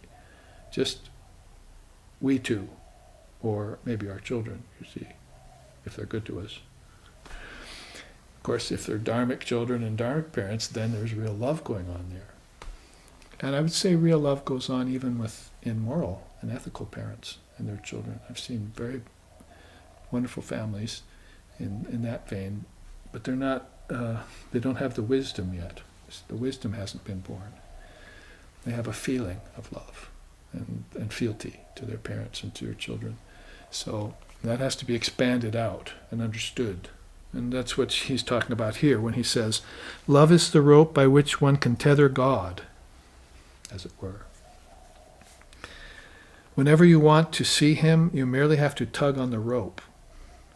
But one must know the difference between a green mango and a ripe one, between immature bhakti and mature bhakti. Unalloyed love for God is the essential thing. All else is unreal. Unalloyed means pure, like a mind, unalloyed mind. Mind and heart in India are pretty much one conglomerate. You don't separate them that easily. See? Heart to us is Atman. It's not an anatomical kind of organ in your body, or a feeling that associates like sentimentality and so forth. But it's that aspiring love for divine reality, love for God, if you want to put it in the simplest way. So Sri Ramakrishna used to say that about sometimes God becomes the magnet and the devotees become the filings. You see, iron filings, right? But some of these iron filings are too far away to get the attraction maybe yet. So they decide they're going to turn themselves into magnets so they can attract God like an iron filing. He was really very big on that kind of self-motivation, that power, investing yourself with power to attract the Lord to you. It's like sort of like, if the mountain won't come to Muhammad, then Muhammad will go to the mountain in reverse, you see. So if God won't come to me, if I can't go to God, then I'll attract God to me. I'll become the magnet. And he was very big on that kind of freedom to do that. He'd say, if there are tamasic bhaktas, there are rajasic bhaktas, and there are sattvic bhaktas. The rajasic bhaktas and the tamasic bhaktas might be so bold, so brazen, as to say, take up a knife and say, God, if you don't show yourself to me right now, I'm going to kill myself. And mean it. See? Ready to slit their own throat if God doesn't show up to them. So that kind of adamancy, about attracting God to you is there in beings. It can be utilized. Of course, here it wouldn't need to be if that love was pure. Let's look at these 4 kinds of love so we know the difference. This is a very important teaching for people in this day and age, especially in the West, who are still maybe gravitating around emotional love or sentimental love. Not only the kind of New Age circles that have come and gone already, but even with the conventional families, the kind of idea of, oh, I love you, yes, I love you too, and then you kind of out of sight, out of mind, and the love doesn't really follow. But for the spiritual devotee, they begin to understand love on a deeper level. So with sadharani, that means ordinary love, it's conventional or selfish love assumed for the sake of one's own happiness, but disregarding the happiness of one's partner or of others. So that would be called a kind of selfish love. Samanjasa is mutual love, a nobler type of love wherein both parties seek the happiness of one another. This hasn't been put on the highest level, as you can see, as we move through these 4. But basically is that you see that there is a kind of selfishness in that love too, because it extends itself out from you to your partner, maybe to your children. But Vivekananda and others wanted, that love to become universal. Actually, it's quite true that only a monk who has renounced the world can really love everyone. Very difficult for people inside of householder life or public life to love everyone. They have to deal with all sorts of people whom aren't really worthy of love. And maybe they aren't worthy of love either. So there's many problems in that arena. But when you have a monk who's detached, given up the world, and now just is only interested in helping beings reach enlightenment, then you'll find the possibility for a universal love. So that's what we feel in some of these great souls, like Swami Vivekananda. And he felt it in Sri Ramakrishna. All 16 direct disciples of Sri Ramakrishna all attested that Sri Ramakrishna loved them far more and deeper than their parents did. They all felt that. And that was what turned them into this major force in transformation and bringing Mother Kali from the cremation grounds of India into life. Into Indian life first, and then would that have been enough? Or would that have just been this kind of love? Well, let's just bring it to India and not share it. And that's what the Brahmin priests wanted. But Vivekananda jumped the ocean, like Hanuman did in an earlier age, and he brought Vedanta and this caring, deep love for suffering souls, and the wish and strong desire and teachings to help you gain enlightenment in this lifetime from another country to this country, even a materialistic country like ours. You could say so far it really hasn't redeemed itself to be worthy of that kind of love that Vivekananda brought. We're still an experiment here. We're still seeing how Vedanta will help, how it will change us for the better, so that our tendencies will change. And, that is, tendencies for dominating over other races. Really, the eight occult powers that we're all very much obsessed with. Most people are obsessed with domination and power over others and money and wealth and property and so forth. So those things, as long as we love those first and foremost, and we don't love the Lord first and foremost, then we grant unto Caesar what is Caesar. Those things are given to Caesar. But the devotees love the Lord first and foremost, so they're going to get the Lord's love. And so in this world, everything is an admixture, isn't it? You look at any given society or any given city or neighborhood, you've got people who are good, people who are mixed, and then people who are not so good, you see. And in that way, in this age, this kind of love is going to have to be brought and distributed. And if you're qualified for it, then you'll rise to it and benefit from it. Otherwise, it's going to be rather wasted on you. So that's an experiment still. We're waiting to see what will happen, particularly in a Western country, and specifically in America, where we live right now. Let's say here in Hawaii, we seem to have more love out here in the tropics. We seem to be better to each other and less concerned with getting for ourselves. See, we like to share, and we call it aloha here, the aloha spirit. And we like to follow that. And however, we have to make sure that's not just the beauty of nature that's influencing us that way, but that it's deep and sincere. If it were deep and sincere, then one of us might experience ekangi. She says, a true and authentic love wherein one loves the other devoutly, but that love is not reciprocated.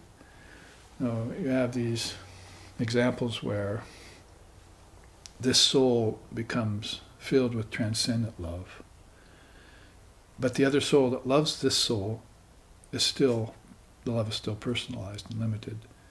So they're not getting back the kind of love on a sentimental level that they want. And so divorces happen, marriages happen, split up and so forth, families split up. So it's one of the unfortunate occurrences of souls making spiritual progress. And it's temporary, and it will have to be borne with, but there's going to be, how's that, collateral damage.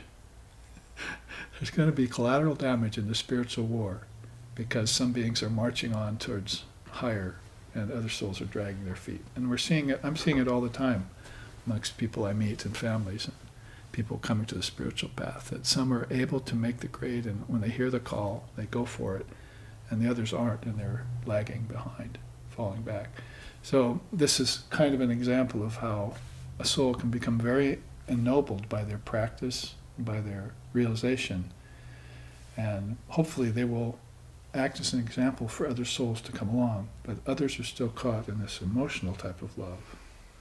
So this is more of the move toward the universal. And when you move toward the universal, you have this samartha kind of love, selfish love that we were talking about.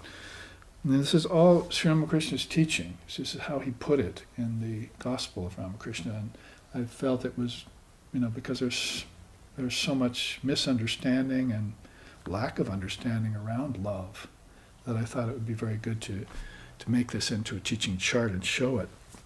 Samartha, selfish love, prema, which is probably, you might say, Sri Ramakrishna's favorite word, this ecstatic love for God, is the highest type of love wherein both love each other selflessly, each wanting only the fulfillment of the other, even regardless of their own.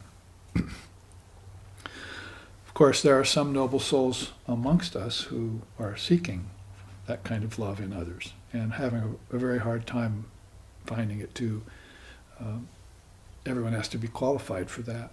So it's going to be a rare couple that comes together like that. Of course, they will be this dharmic couple, this ideal dharmic couple. Sri Ramakrishna said, these are yogic couples, and they appear in society every once in a while. They become an absolute blessing on the society, and nobody even really knows that much about them. So there are those kinds of quiet yogic couples in existence, he said. He was talking about, of course, India at the time. But I've seen them too here in America, and some certain very special souls that I've met in my life who were two souls that came together with this kind of unanimous consent around the purpose of human existence, all being divine. It has to be divine. No compromises can be allowed. It's rare, but very remarkable.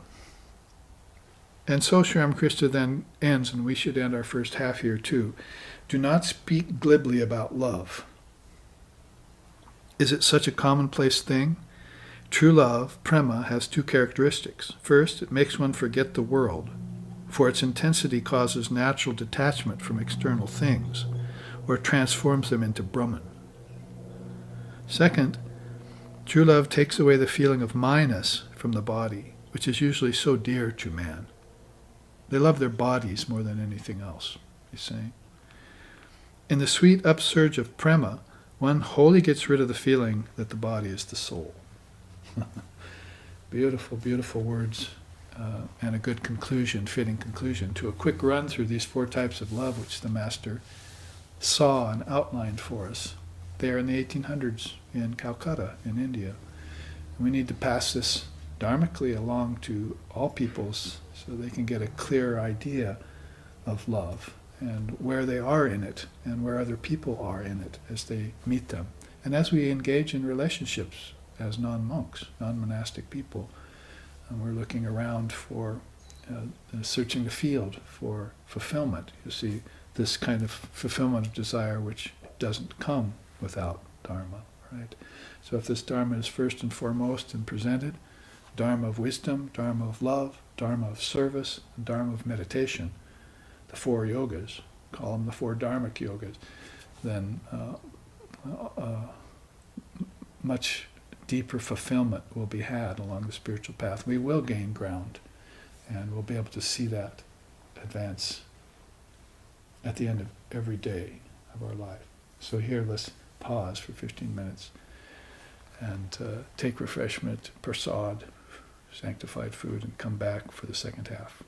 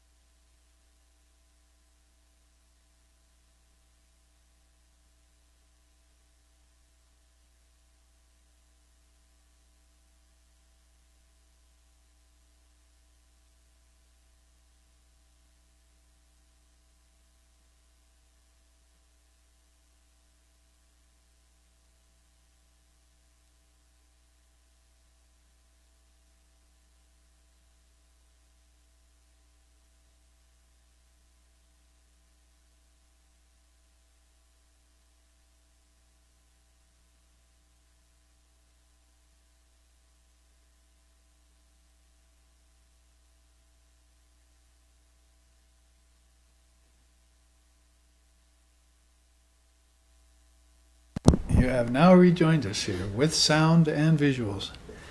And we are in the second half of the last class, that is the 6th class on meeting Mother Kali. We'll wrap that series up. It reminds me to make a little announcement that the Shakta Advaita series that we did a couple years ago is now the rest of the classes are being added to YouTube. So there were 6 of those up originally that people were studying, and there's 2 more that have been completed, and a 3rd one will be completed by tonight. So that whole series is 11 classes. That's also about Divine Mother. Shakta is Divine Mother energy, conscious spiritual energy. Advaita is non-duality, and Vata means path. So it's a path of Mother Path, as she teaches us the secrets of non-duality. That is the indivisibility of our indwelling Atman or soul, and also our oneness with divine reality, our inseparable oneness. India always teaches from that position. So that's available on YouTube, more and more of those classes. And eventually this meeting Mother Kali will also get a few small edits and appear probably on the YouTube. We're always placing more and more classes of the Dharma on the YouTube SRV site, so these teachings can be spread broadcast, not only looked at again, revisited by all of us many times until it really sinks in. So we have this Dharma inside of us naturally through this lifetime and into any future lifetimes we might venture back, as Jafar sings sometimes too.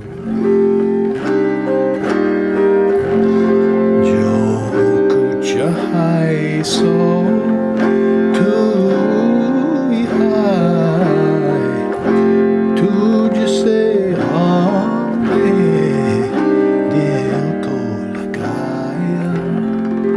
Wherever we travel, O Mother, to the highest heavens, to the lowest nether realms, wherever our soul journeys, we know that all exists in Thee. Thou art all there is. Thou art all that exists. So those teachings of India have been placed not only in scriptures, but also in these wonderful bhajans and stotrams. And even the simple kirtans, the singing of the names of the Lord, echo these deep non-dual sentiments. So those are as close to Mother Kali's heart as anything, and we trace them back origin-wise to her, Divine Mother of the Universe. May her grace be upon us all eternally. So we spent our first half of this last class looking at simple teachings. You see that they were profoundly simple. They didn't necessarily mean simple and easy to understand, but they were straightforward in a sense. Now I want to take you back for the second half into the philosophical level of Mother Kali. This is one way to meet her very profoundly. She's, after all, called the wisdom, goddess of wisdom, or goddess of the word, Vak Devi. We also often sing about that.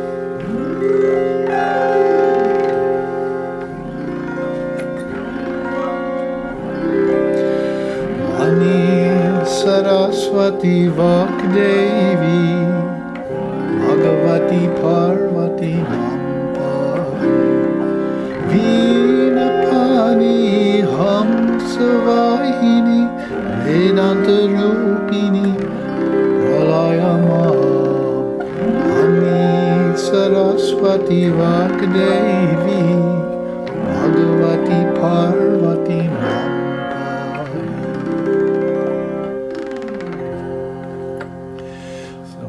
Vani Saraswati Vak Devi. She's the Vak, goddess of the word.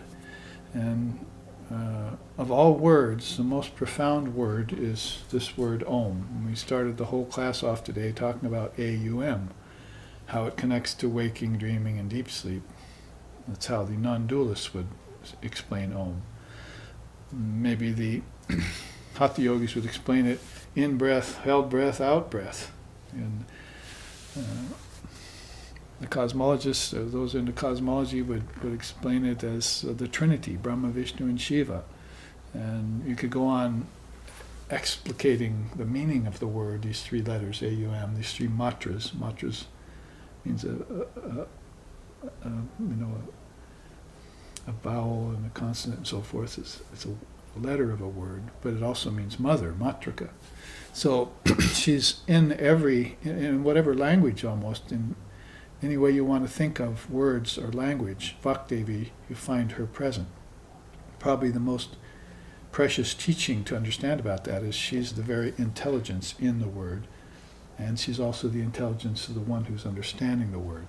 So that the word and its speaker, the object and its enjoyer, the world and its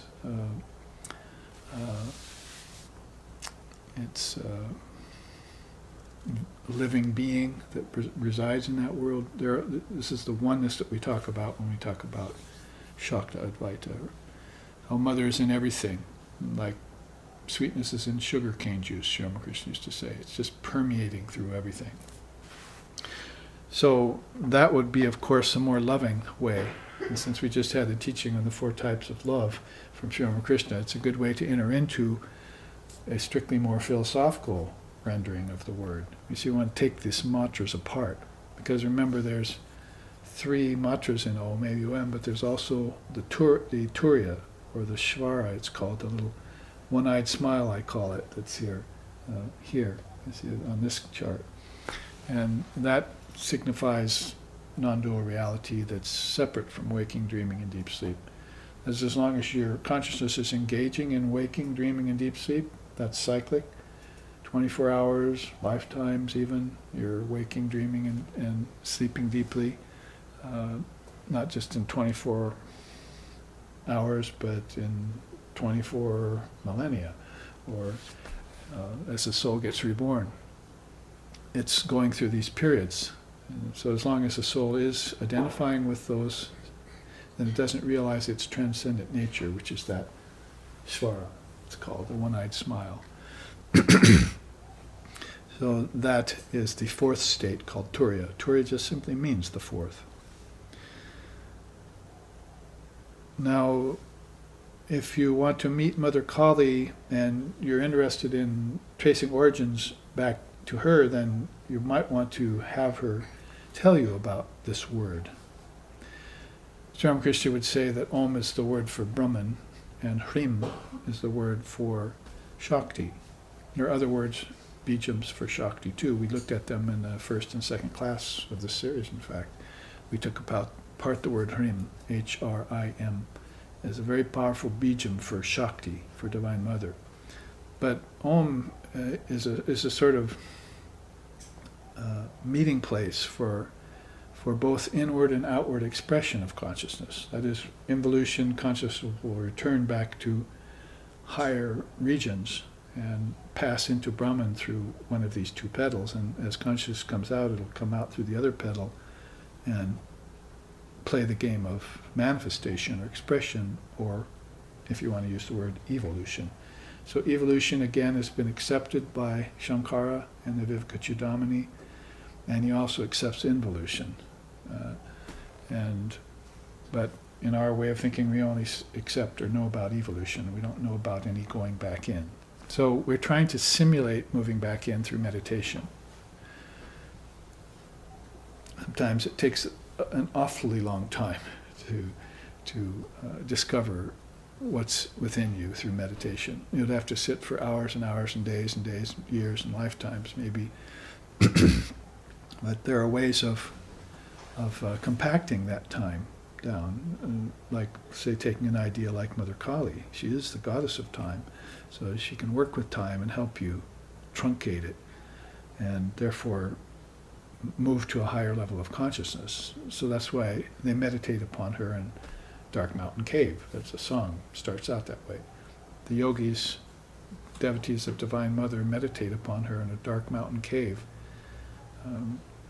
where there's no sound, no light. It's easier in the dark, in the silence, away from everything, to make that time count for something that they're meditating. So they just go very, very deep And sort of like what Sri Ramakrishna just said in this chart we just viewed on love, is that when consciousness gets transported by prema, by love, that's also much the same thing. You're heading towards this oneness with the divine reality that you never actually separated from in the first place.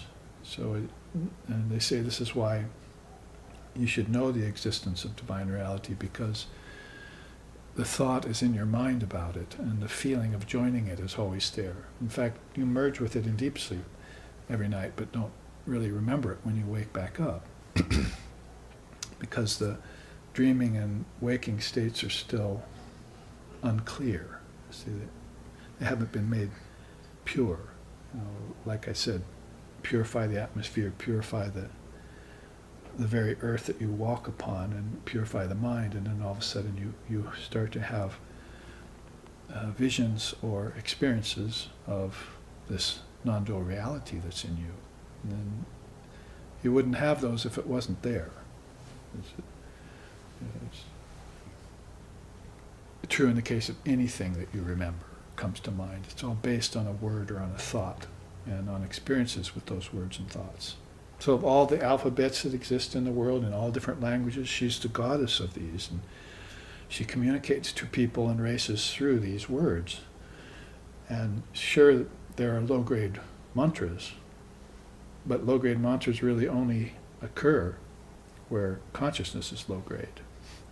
If you're not having holy company and you're just having worldly company, then the talk around the dining table while you're playing bridge is not very high, you see.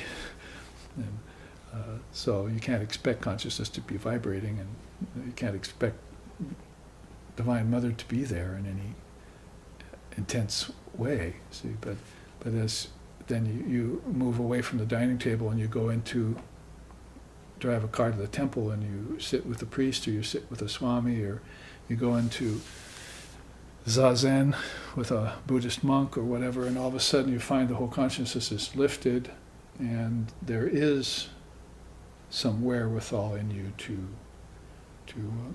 make this this journey up the mountainside. So you feel like your whole consciousness is rising, and it didn't take but a little drive away from one atmosphere to another for your consciousness to adjust to that. To keep it there for a long time, that's going to be your next challenge. See, most people can go with consciousness, but to come back down, to keep it up, not come back down, is going to be the next task for them, is to raise the bar, and then remain there, and raise the bar again, and remain there. This can be affected, like I said, by a vision of your Ishtam. You can meditate on a form of God, even on a very basic form, like a pratika, like a stone Buddha or baby Ram or something, you see, that focuses your consciousness. One Swami told me once, just say Coca-Cola, Coca-Cola, Coca-Cola. And laughed, you see, because he's just telling you basically that focus on a word, it is half the battle's over when you can do that. Concentration is what he's speaking about. The ordinary human mind is scattered. Finds it hard to bring itself together to even concentrate at work. And there's lots of distractions at work too, and on the road and at home too, unless you make your atmosphere holy at home, so there is no distractions. But whatever the case may be, the power in the word is undeniable, and any word can take away all other considerations, so that you're only thinking about that word. This is the art of mantra. And we know that most mantras start with the word Om. Even Buddhist mantras start with Om, Hindu, Tibetan Buddhists start with Om. So even mantras to Buddhist mother, there's Pragyaparamita and Tara and so forth. Om Tari Tut Tari Turi Swaha starts with Om. So that word has a profound significance, and we'd say that was, she's the tender of that word, like as if it were a pool of wisdom, a pool of potential wisdom. You can think of Om as. Waking, dreaming, and deep sleep are in it. The Trinities, Brahma, Vishnu, and Shiva are in it, and so forth and so on. In fact, we can't forget to sing Gurur Brahma, Gurur Vishnu, Gurur Devo Maheshwara, Gurur Eva Param Brahma, Tasmai Shri Gurave Namaha, Tasmai Shri Gurave Namaha. There, we have done our due deference to Brahma, Vishnu, and Shiva. So that Trinity also, A, U, and M. See, they hum with the word. So back to what I was saying, it's a pool of potential, wisdom and potential. But in potential is here, you see, pashanti. But the real essence is here. And by the time the essence creates an atmosphere of potential, it will work its way down to an intermediary level. And that's where you have thoughts of objects and sounds and meanings of words. These are all not brought together yet, you see. When you hit the Vaikari level, that's where this object, its word, what's it called, an iPad or iPod or something? This object, the word, its meaning, and what it consists of and everything has become congealed. And this is really the whole secret about how the Divine Mother puts together worlds. It's called Shrishti Rahasya. It's all conceptual, and this is precisely one of the main things we don't understand in the West. Not only do we believe only in evolution, we don't know how evolution happened. We find ourselves out here with all these planets and all these worlds and studying space and naming constellations and seeing the infinity of it all and getting attached to objects made of earth, air, fire, water, and ether, right down to the very solid-most thing. And we don't understand how it appeared here. Number one, because we can't involve to find its origin, as I've been harping on all class. And number two is we don't understand the word, how the Divine Mother, how everything is a projection of the mind. And out here is a projection of your mind and our minds, and the island, the minds on this island, and then the minds in the United States and the minds in Europe. This is all collective mind. And you have the mind of the ancestors and the mind of the gods and goddesses, and it becomes cosmic mind. So mind has three levels. And just you can assign those to AUM too, you see. Individual, collective, cosmic, right? AUM. We've had a chart on that. It shows you all these threesomes. They're called triputis in India, how they connect to the A, U, and M. That's so important, but you can hear these teachings, like I say, but my urge is to give the Dharma out and then have people make the connections in the Dharma.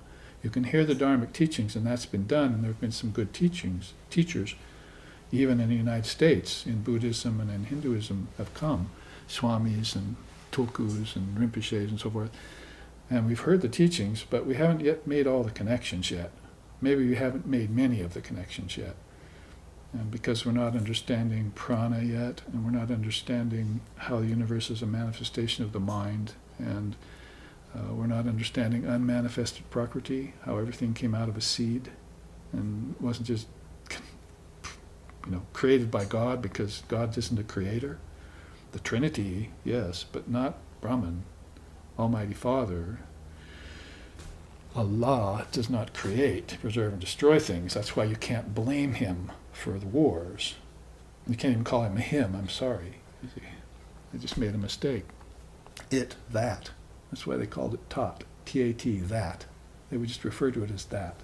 Just like they refer to the Shvara as Turiya, the fourth. They just want to leave it as simple as possible so they don't, overlay anything of themselves over it. And you can understand it as pure and simple and straightforward as it is.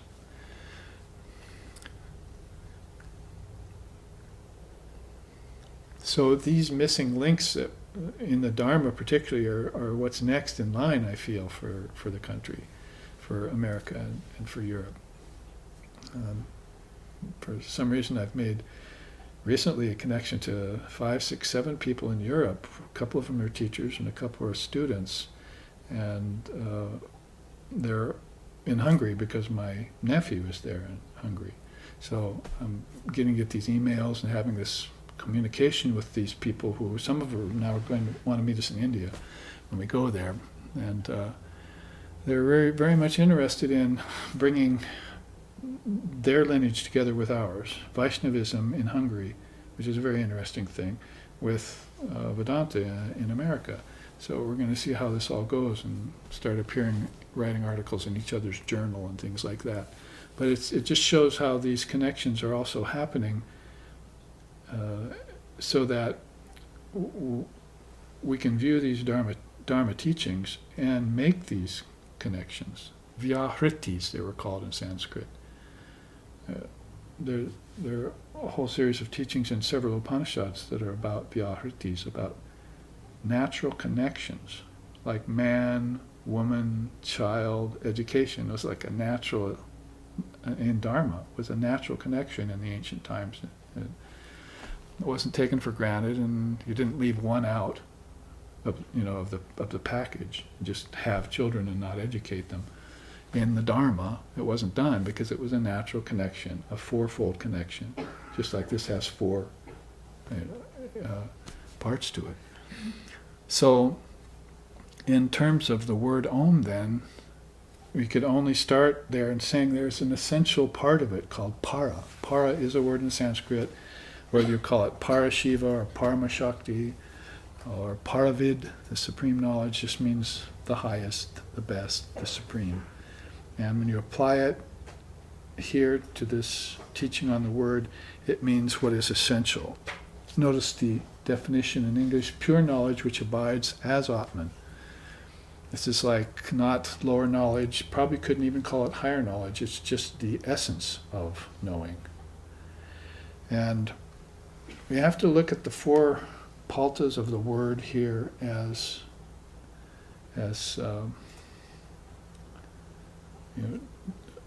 divisions of one homogeneous whole. See, so, and then we have to see that everything has come out of the word, right? Like I just sang, Vani Saraswati Vagdevi, the verses Vedanta Rupini, she is the very form of the knowledge of the Vedanta that comes to us in the form of the word. So it trickles all the way down to this gross plane of existence. And then words are also the way which we will understand and return to the source. If we're not using for that, then they just become mundane words, superficial words. They don't have any meaning. They don't have any ability to inspire us anymore. And they don't have any meaning to take us beyond apara-vid. Apara-vid means lower knowledge. So you get caught up in astronomy, science, mathematics. That's called apara-vid. And the seers have no problem with apara-vid. But they just say this will make so much more sense, your science, your mathematics and everything, if you base it upon knowing para-vid first. It's just like the 4 fruits, right? If you don't have dharma there, then artha and kama, wealth and desire, will lead you astray. Put dharma there, you're fine. And you don't have to be a monk to be fine either. You can have wealth, you can give wealth away, you can satisfy your legitimate desires without harming others, non-violently. The Dharma will put all of these protective elements into your life that will keep you naturally on the righteous path. They used to define Dharma as righteousness, but it's got too much of that biblical kind of Christian feel to it, that word righteousness, as if righteous and unrighteous. But it's actually Dharma is divine life. It'd be a better way of trying to translate that difficult Sanskrit word. It's just divine life, and anything that leads to it. So it all comes from Dharma is all words, right? And it all comes from this main word, Om. It starts at a very essential level there, and there are ways of explaining it there. Paravak, essence of Shabda. I know these are Sanskrit words that are a little bit obscure. Shabda is the path of God through sound. So they've already delineated here a path for us that is to return to God through sound. The musicians use Shabda Brahman, for instance, and the poets and so forth in India, because they know that everything is divine when it's seen as divine. When the senses have been made pure, then you're not seeing anything but God. When the tongue has been made pure, sense of taste, then you're not tasting or speaking of anything but God. And hearing too, you're not hearing anything but God. This is called pure senses. So when you have pure senses, everything to you will appear as pure. Everything you hear, taste, touch, see, and smell, in other words. And so that will have to radiate outward towards earth. That the 5 elements are called the Pancha Mahabhutas, the 5 great elements in India. You know, it's called just nature, and we can, trash it. They're the 5 great elements, and we have to treat them all very sacredly. There's a god of earth, there's a god of fire, there's a god of water. More likely, there's a goddess to them all. She's underlying them all. So, Shabda Brahman, I'm just explaining, is a path to God through sound. So sound becomes connected with ether, right? Because touch is connected with air, and sight is connected with light, right? Sun, light, and water with taste, and earth with smell. See, so at that highest level there's hearing, and the element that connects with it is ether. Another thing we don't know in the West is there are 5 ethers, not just one. Physical ether is all we know, but if you were to involute, you'd come upon the ether of your ancestors. That's called prana, energy. And then the energy, then the ether of the mind, and the ether of knowledge. Well, that system can be understood better, the 5 akashas it's called. Because the only thing we know is sort of like the teenagers talking about India, Kama Sutra. Well, it's the same with Akasha. Akasha. I've heard of that, Akashic record. It's the only thing they know about the word Akasha here. But they don't know that there are like 5 different little Russian dolls, you see. All the Akashas are tucked inside of each other, you see. I'm going to start getting into trouble here if I take these apart. But just like that, it's all inside. Have to know how to work them too. So these 5 little Russian dolls you consider them all different kinds of space. And that's what you have to understand maybe the word in its 4 phases, how the word actually turns everything into worlds, and how everything dissolves back into the word when the worlds are taken away. This is called pralaya or mahapralaya, yugas, akashas. These are all words that have to do with Mother Kali, who exists as time, and Kala, Shiva, her husband, who exists as time. How they use time and space, and how it's all a projection out of words. Sounds a little bit too simplistic, but if you understand the enormity of the word and the intensity of the meaning of the word, then you begin to vibrate with it, and you could even hear it. Like go up on Mauna Kea there, 10,000 feet, and sit, and it's humming. See, or over there to Haleakala, you feel like you're part of a ground vibration. You see that you didn't perceive or sense down on the lowlands, where traffic and people and low-grade mantras were being spoken. See, at parties over bridge tables and so forth. But you got yourself up into a rarefied atmosphere. Well, basically this is kind of the journey of a soul to samadhi, to a higher vibration. But that's looking at involution. If we look at things as perfect in their inception, we look at Shabda Brahman, formless form of the Mahashakti. There's her name again, the Supreme Mother. She has a formless form, that's the word. So again, think of it as a pool of wisdom that she tends. If she breathes on the waters and it causes little ripples, those are worlds that are coming forth. And the same thing is said in the Bible. He breathed upon the words, though. He breathed upon the waters in the Bible, but in the Rig Veda, she breathed upon the waters. I like she better because he doesn't breathe. He's static. He's beyond. He's transcendent. He is it, is that, you see. But she comes out of that, aham and idam, and takes Shiva, this Paramashiva, and makes his wisdom broadcast, and turns it into worlds, and people's being, puts beings in those worlds. They have to understand what's happened to them, and whose children they are, who they belong to. See? Who's your mommy, right? So, in that case, then, they will be perfectly safe all the way down the spectrum of the words, of the four phases of the word. So, there's the word I in fullness. These are all references to a state of the word that's totally transcendent. There's no inkling of worlds there. There's no inkling of form, time, space, causality. No Maya is there. She's even a formless entity there, you see. So you have to think of it as totally transcendental.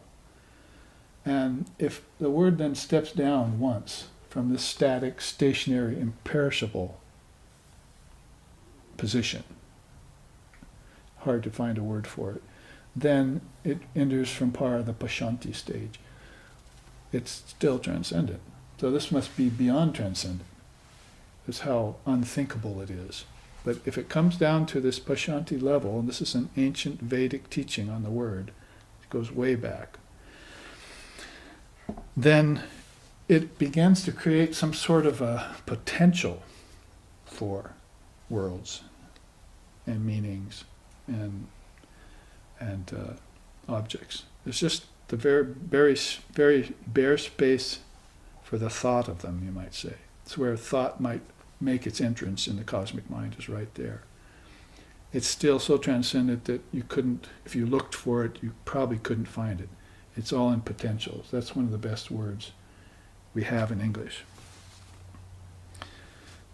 So there you see some of the explanations. Intelligence at the plane of pure ideas.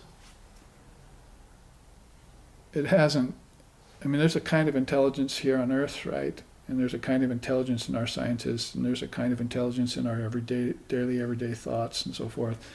But this is an intelligence at the level of the most pure ideas. And they haven't taken form yet. Don't think that there's some being sitting there thinking them. See, it's the power of the word to do this, and she's behind it. Pashyantivaka, undifferentiated unity would be a good way. You have to find words in English that are profound enough to describe a station like Pashanti. Undifferentiated unity. It's still so one that you can't see even probably a semblance that there's going to be anything happen. It's just potential.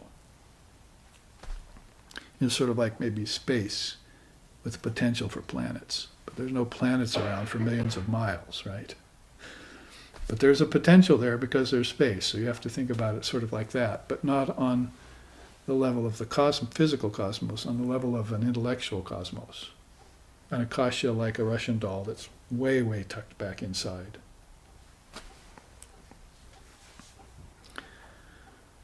And there we see the first semblance of a form to Om. And I drew that myself and made that because all of those are bijams. Om is made up of bijams like Aim, Hrim, Shrim, Krim, Kling, Hum, Fat, Swaha. These are bijams that are said in rituals and have been said in rituals that are thousands and thousands of years old. Along sacred rivers at night under the temple, outside, with meditation and offerings of flowers and food. And this is all very important and very crucial for divine life. It's like you were setting yourself up in the worlds to have the gods protect you by this kind of ritual. And if you knew the word Om, then you probably were like that with Vishnu. You see, Guru Brahma, Guru Vishnu, right?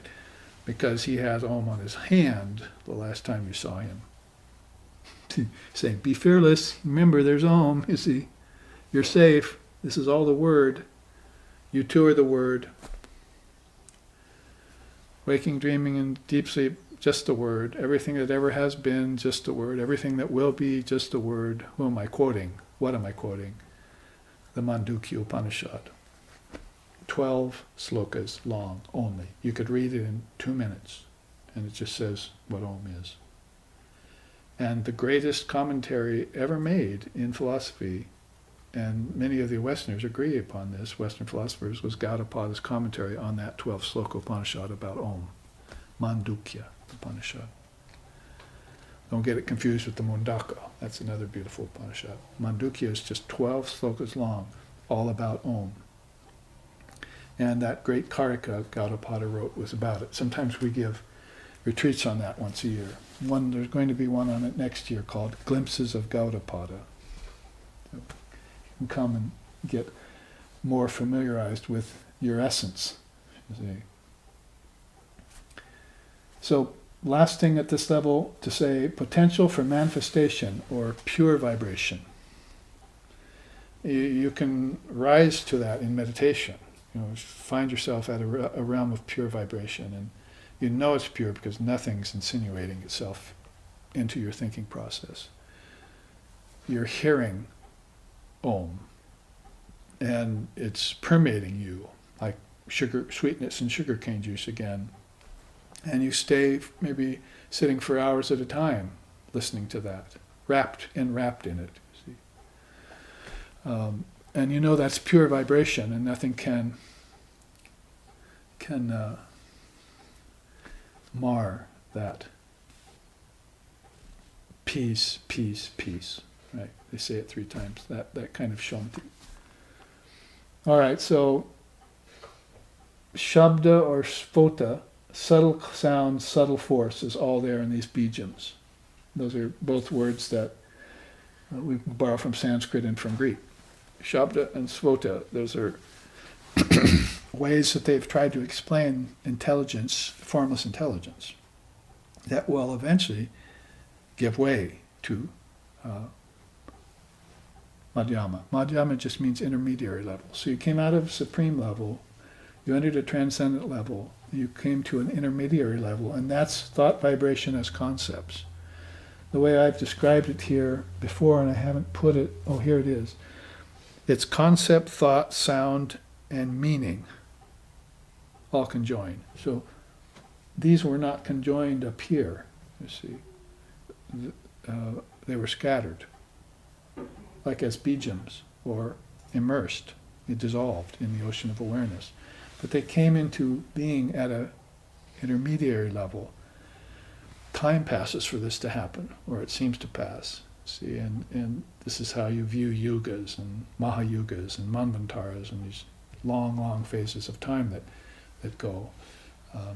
4,320,000,000 years of evolution here on this earthly plane is not that long to the Hindu concept of time. That is manvantaras and so forth. 1 day and 1 night of Lord Brahma's life is that. See, so he's got more days in his life than one, and more nights too. So they're looking at time as a continuum, and inside of this continuum there are cycles, and inside of the cycles there are other cycles, and inside of the cycles there are other cycles, and finally you get here where 100-year lifetimes are going on, right? Tempest in a teacup, you see, as Shakespeare said. They're nothing in amounts of time. And besides, when this times gets slowed down, see, unfortunately it's getting slowed down, but we're speeding it up. If you could go with the pace of time, then you could meditate. But since you can't go with the pace of time, then you're restless. You're spinning your wheels, and you're not able to have peace. One person just wrote me an email yesterday, day before yesterday, and said, "Oh, it'd be nice if I could just work out my life here. Peace is a far cry from me." You see, and I said, well, that's very sad, that that person would lose their ability to have peace anytime they want it. So it's a sad predicament for humankind. See, it's where you'd have compassion for a person who couldn't experience peace anytime they wanted it. See, You say, okay, enough of that, and just sit down. Oh, yeah, that's better, you see. Just put it all away.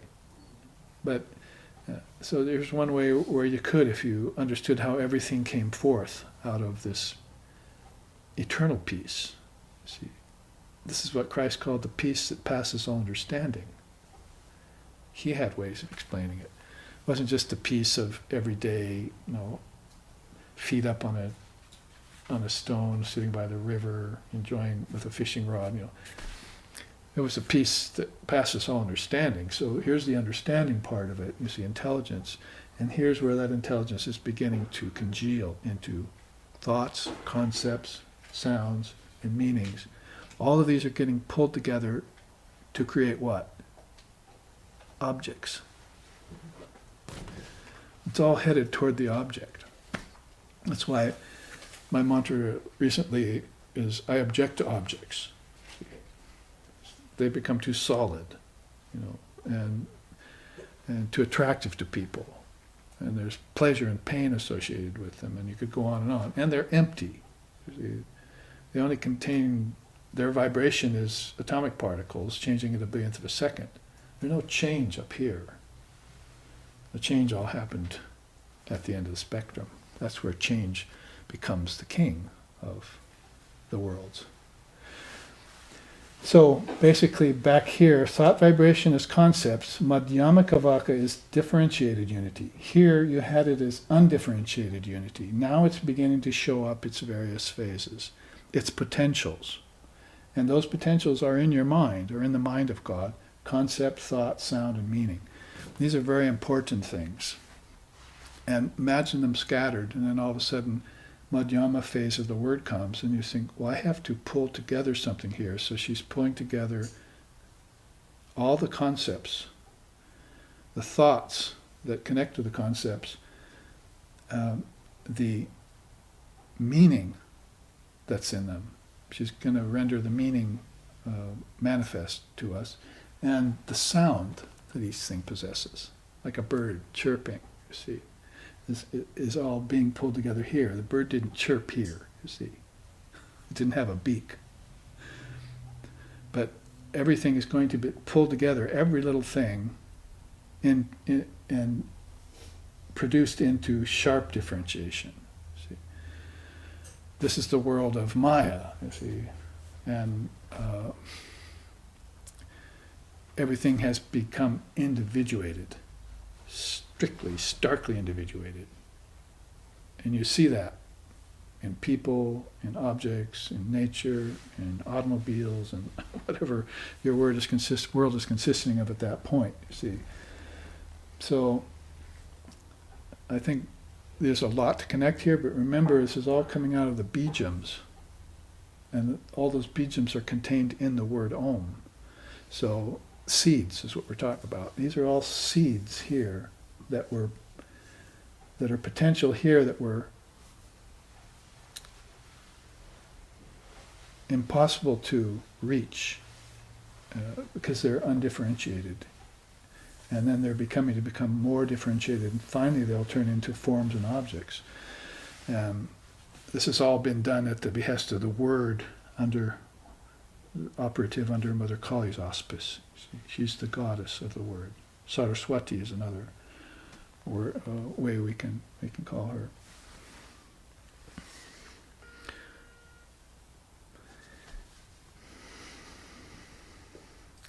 In fact, one of her names here is Tvani. See, this is gross sound or speech.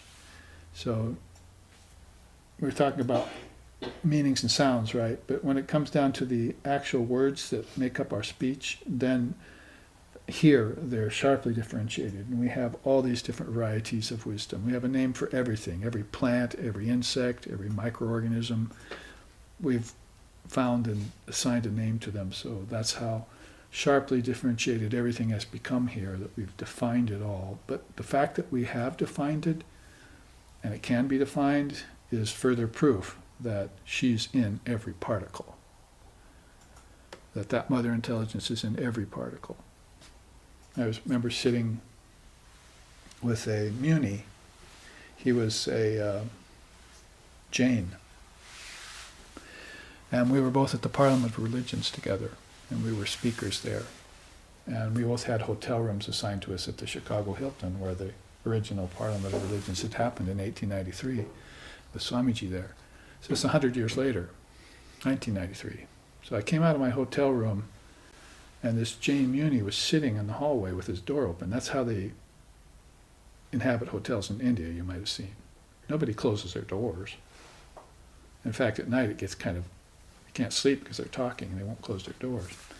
But basically, they don't close doors. You just get in a hotel, open the door, and you sit in there and talk with your friends.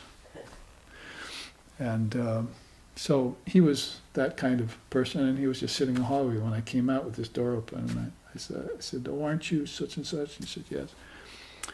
And we sat down, and so we were talking about various things, and he said, what are you going to be speaking about? And I said, "Oh, about Shakti," he said, "Shakti power."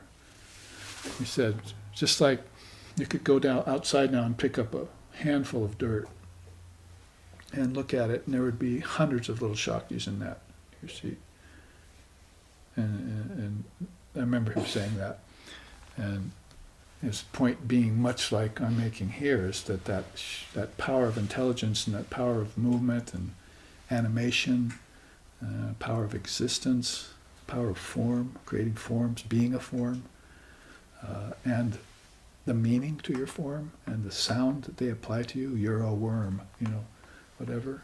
See, if you see a worm in there, or you're a mite, So everything there is mother power, all assigned by her, inherent in the whole scheme of projection from the cosmic mind, from the word, all the way down to the gross world, gross level. And if we only see this level, sort of like if we only think about evolution, then there's no such thing as spirituality or return to the source. Same here. If you only see objects and forms, and they have only basic meaning to you, like, oh, there's a book, and you walk away. But you go open the book and you find how much more there is to it. Or, see a person, or you get into the person, talk to them, find out about them. So there's so much more that is potential there and is possible, and wouldn't take that much effort to manifest it. So you're going to, when you think about the Vaikari phase of the word, and then you're going to want to involute, you're going to want to trace it to its source. It's just part of following origins, utpatti, that I mentioned at the outset of this class. There are some nice, many actually Bhavatarnima in our San Francisco SRV Center did a really nice paper on Om some 10 years ago, if you're watching Baba Ma Salutations. And she did some very scholarly-like work, pulling together all these teachings and quotes about Om in the different scriptures. And I put a few of them here.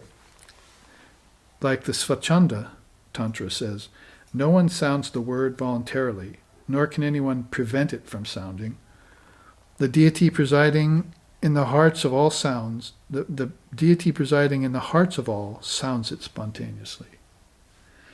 So, a way through words to try and describe that all-pervasive, generative power of Mother in everything. You could say this is another way of reaching that Advaitic statement, all is Brahman, right? Or only maybe through the all is Shakti, or all is the word kind of pathway, Shabda Brahman, in accordance with the Mahashakti. Shabda Brahman in accordance with the Supreme Mother. Because Brahman doesn't know anything about this. It's beyond knowing. It's more para, you see. Shakti knows. She's aware of all this. She is awareness. That's kind of the point. So you can talk about her, you begin to fall into that problem talking about her second hand. It's like Advaita, you need to always keep it fresh and original. And not, if you philosophize about it too much, you run the risk of lowering it, you see, to a level where it's not going to retain its original sheen, the sheen of light of consciousness. See that kind of undimmed, unalloyed light of consciousness. I am the light of the world, as Jesus said. That light, that all-penetrating light. So the Tantras are very much enamored of the word, and so are the Vedasists. So this is how they probably had their closest connection. That is the Tantrasists along the Indus River Valley and the Vedasists as an incursion into India. They had their closest connection when they found out they had commonality in the word. The word was important to them. So Om is universal. I think one of the first pieces of music I ever wrote, I called it Om, Om Universal or something like that. And I had some sounds on the guitar and stuff, and I was playing with the recording, electronics and so forth. Sometimes I've told you the story about when I was in my 20s in New York and I was walking a dog in Central Park and I saw someone had spray painted Om in white paint on this boulder that was sitting there. See? And I thought, oh my goodness, this is the 70s, right? People know about Om already. Somebody spray painted it on a boulder in Central Park, New York, in the 70s. I wonder if they know what it means. Then you start seeing it on T-shirts. But I've had the personal experience of walking up to young people who are wearing Om. I said, do you know what that means? I was in Nepal once and I did that recently. Do you know what that means? Oh no, it's Om. Yeah. Come to my class. Let's see how Om is everything, like Gaudapada says in his Karika, and find out the connections, how it has 4 phases, how everything has come out of a word. So if anyone comes up to me and say, oh, words are not important, I say, oh, you don't know what you're talking about. You're sort of like the man who walked up to his uncle, a little boy who walked up to his uncle and said, my father's cowshed is full of horses. You don't put horses in a cowshed. So you know the boy doesn't know what he's talking about. In that regard, if you say words don't mean anything or they're not important or things are too wordy, I really object to that, you see, because my Divine Mother is in every word as its power, as its meaning, as its substance, as its essence. And objects are made out of that. And you trace them back to thought and concept, and you trace that back to a transcendental position. And you're on the verge of Om Brahman. You're at the 2-petaled lotus, the Agya Chakra right there, and you're about ready to pass back into the light of 1,000-petaled Kundalini, as the Kundalini Yoga would say. From this 2 petals into the 1,000-petaled region. Every petal in the 1,000-petaled region being filled with nothing but pure conscious awareness. How else are you going to say that when you come out of it but say, I'm the light of the worlds, if you had such a vision? This final quote here is, the mother word is the essence of Brahman as Akshara, the imperishable. The Tantras call her Paravak. The Vaidika scriptures, that's Vedanta, designate her as Shabda Brahman. So there again is what I was just saying. The Tantrikas have one word for this process in her, and the Vedic philosophy would have another word for her. And Patanjali in yoga called her Chit Shakti, the mother of intelligence, mother of thought. And so you look in any particular darshana, you'll find her Pragya Paramita in Buddhism, for instance. Pragya Paramita, Pragya Paramita. She's the Pragya is supreme intelligence. She's the mother of supreme intelligence. So anywhere you look around the spectrum of religions and philosophies, they all seem to be indicating her and saluting her. How does she do that? So next time you wonder how the worlds got created, you probably want to say, well, actually, they weren't created. They were projected out of the mind of the Divine Mother of the universe, and in 4 phases. And then you'll know Shristya Rahasya, that what the Tantricists know. You'll know the secret of projectionism.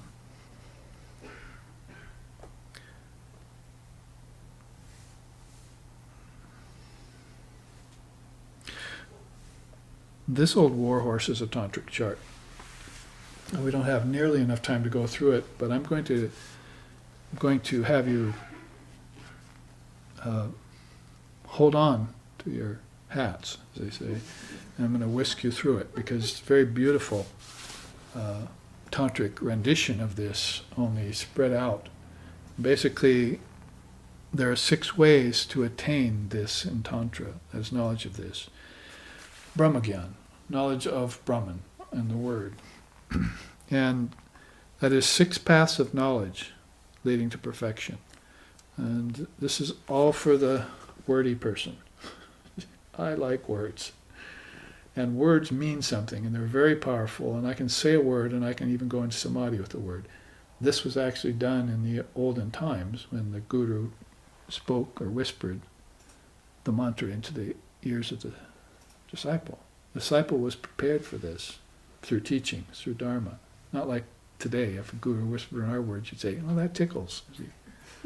But,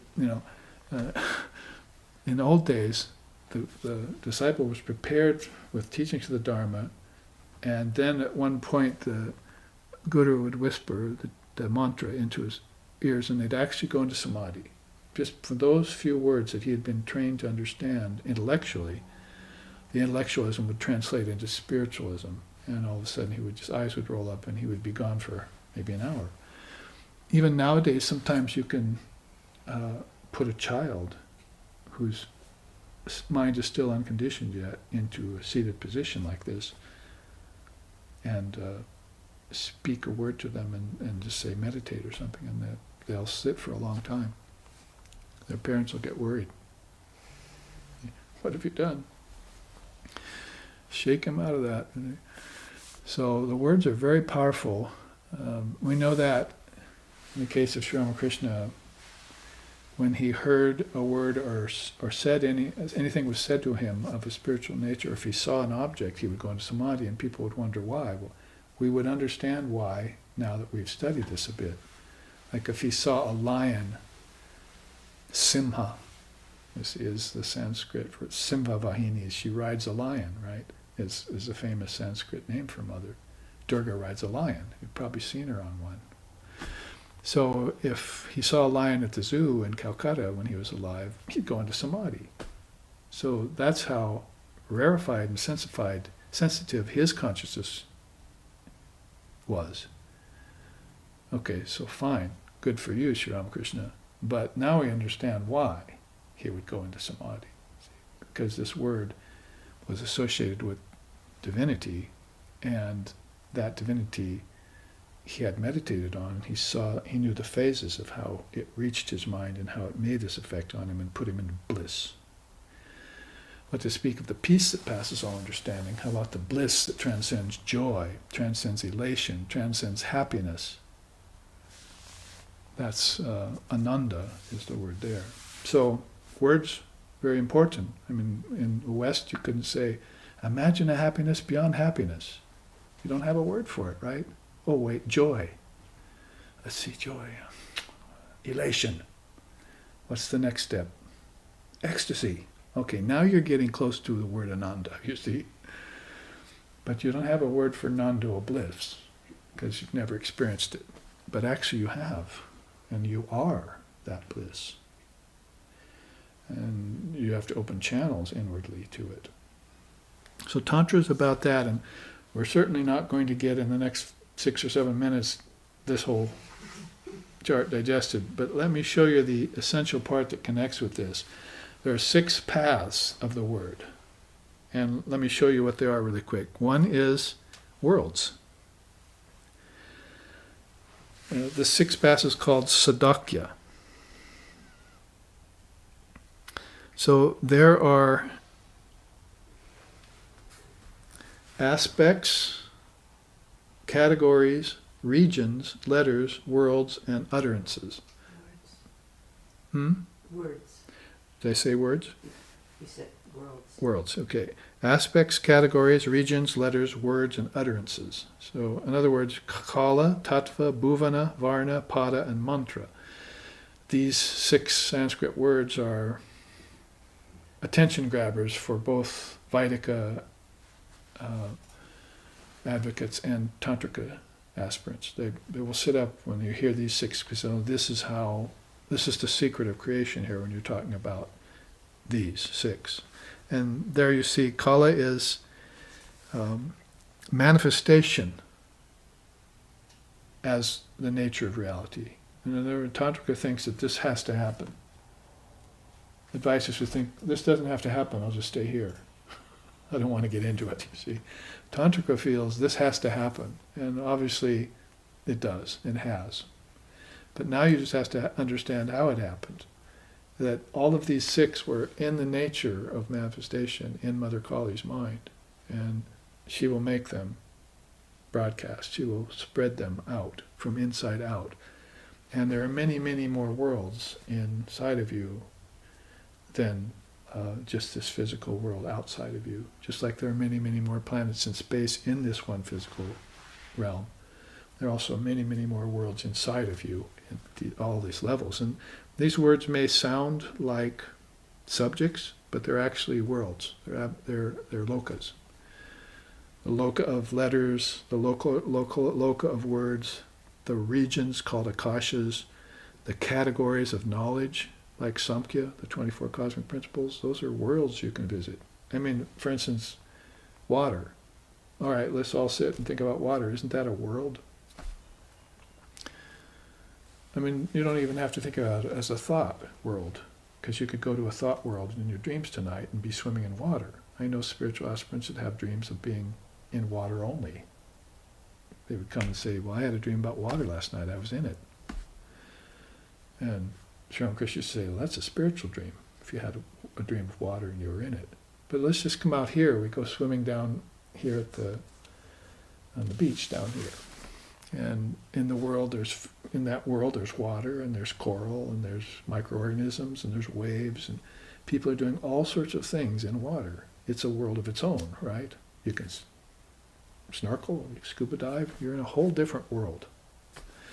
So in that way you have to imagine that these aren't just philosophical topics, but they're worlds you're talking about. They're realms, they're akashas, and they're all inside of you in this way.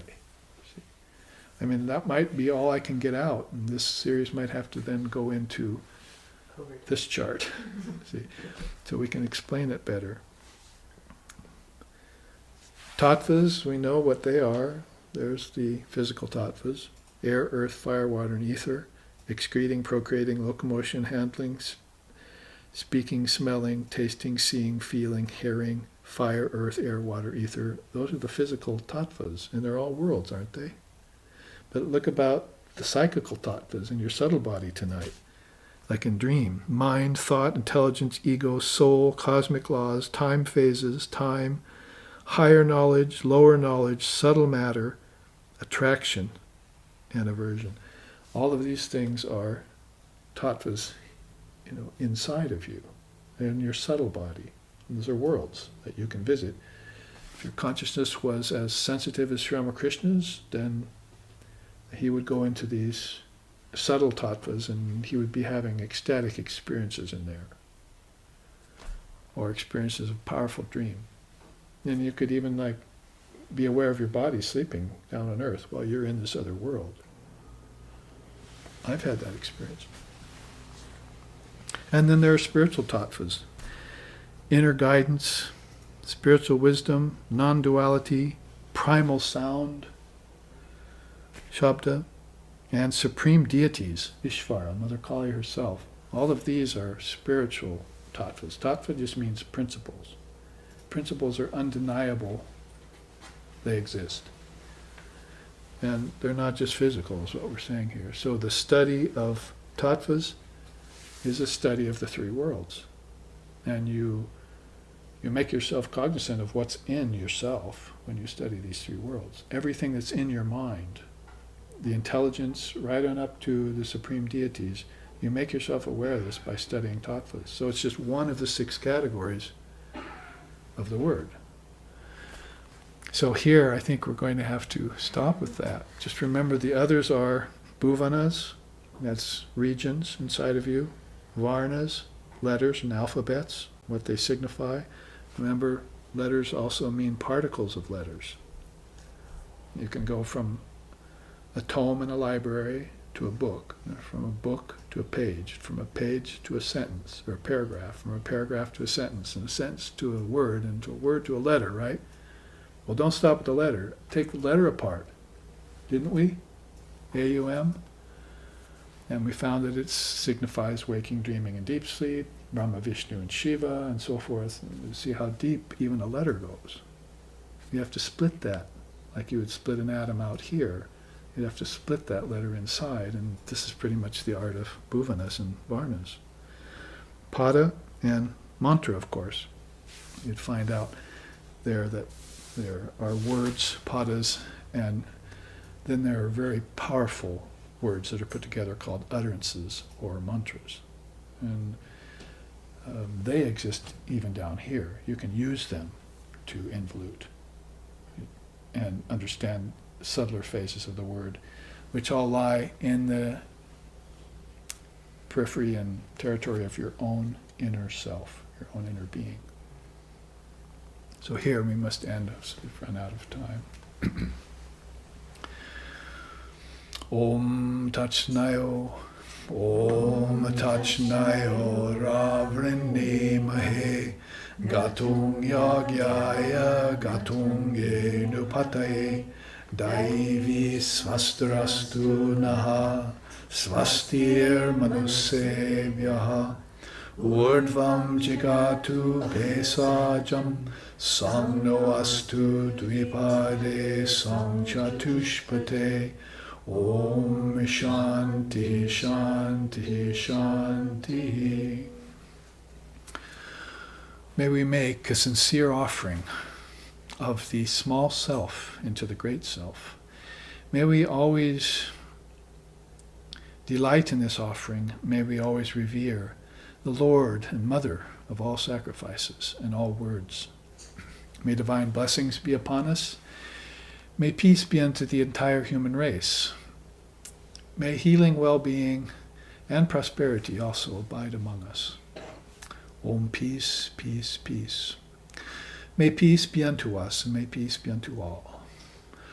Om Hari Om.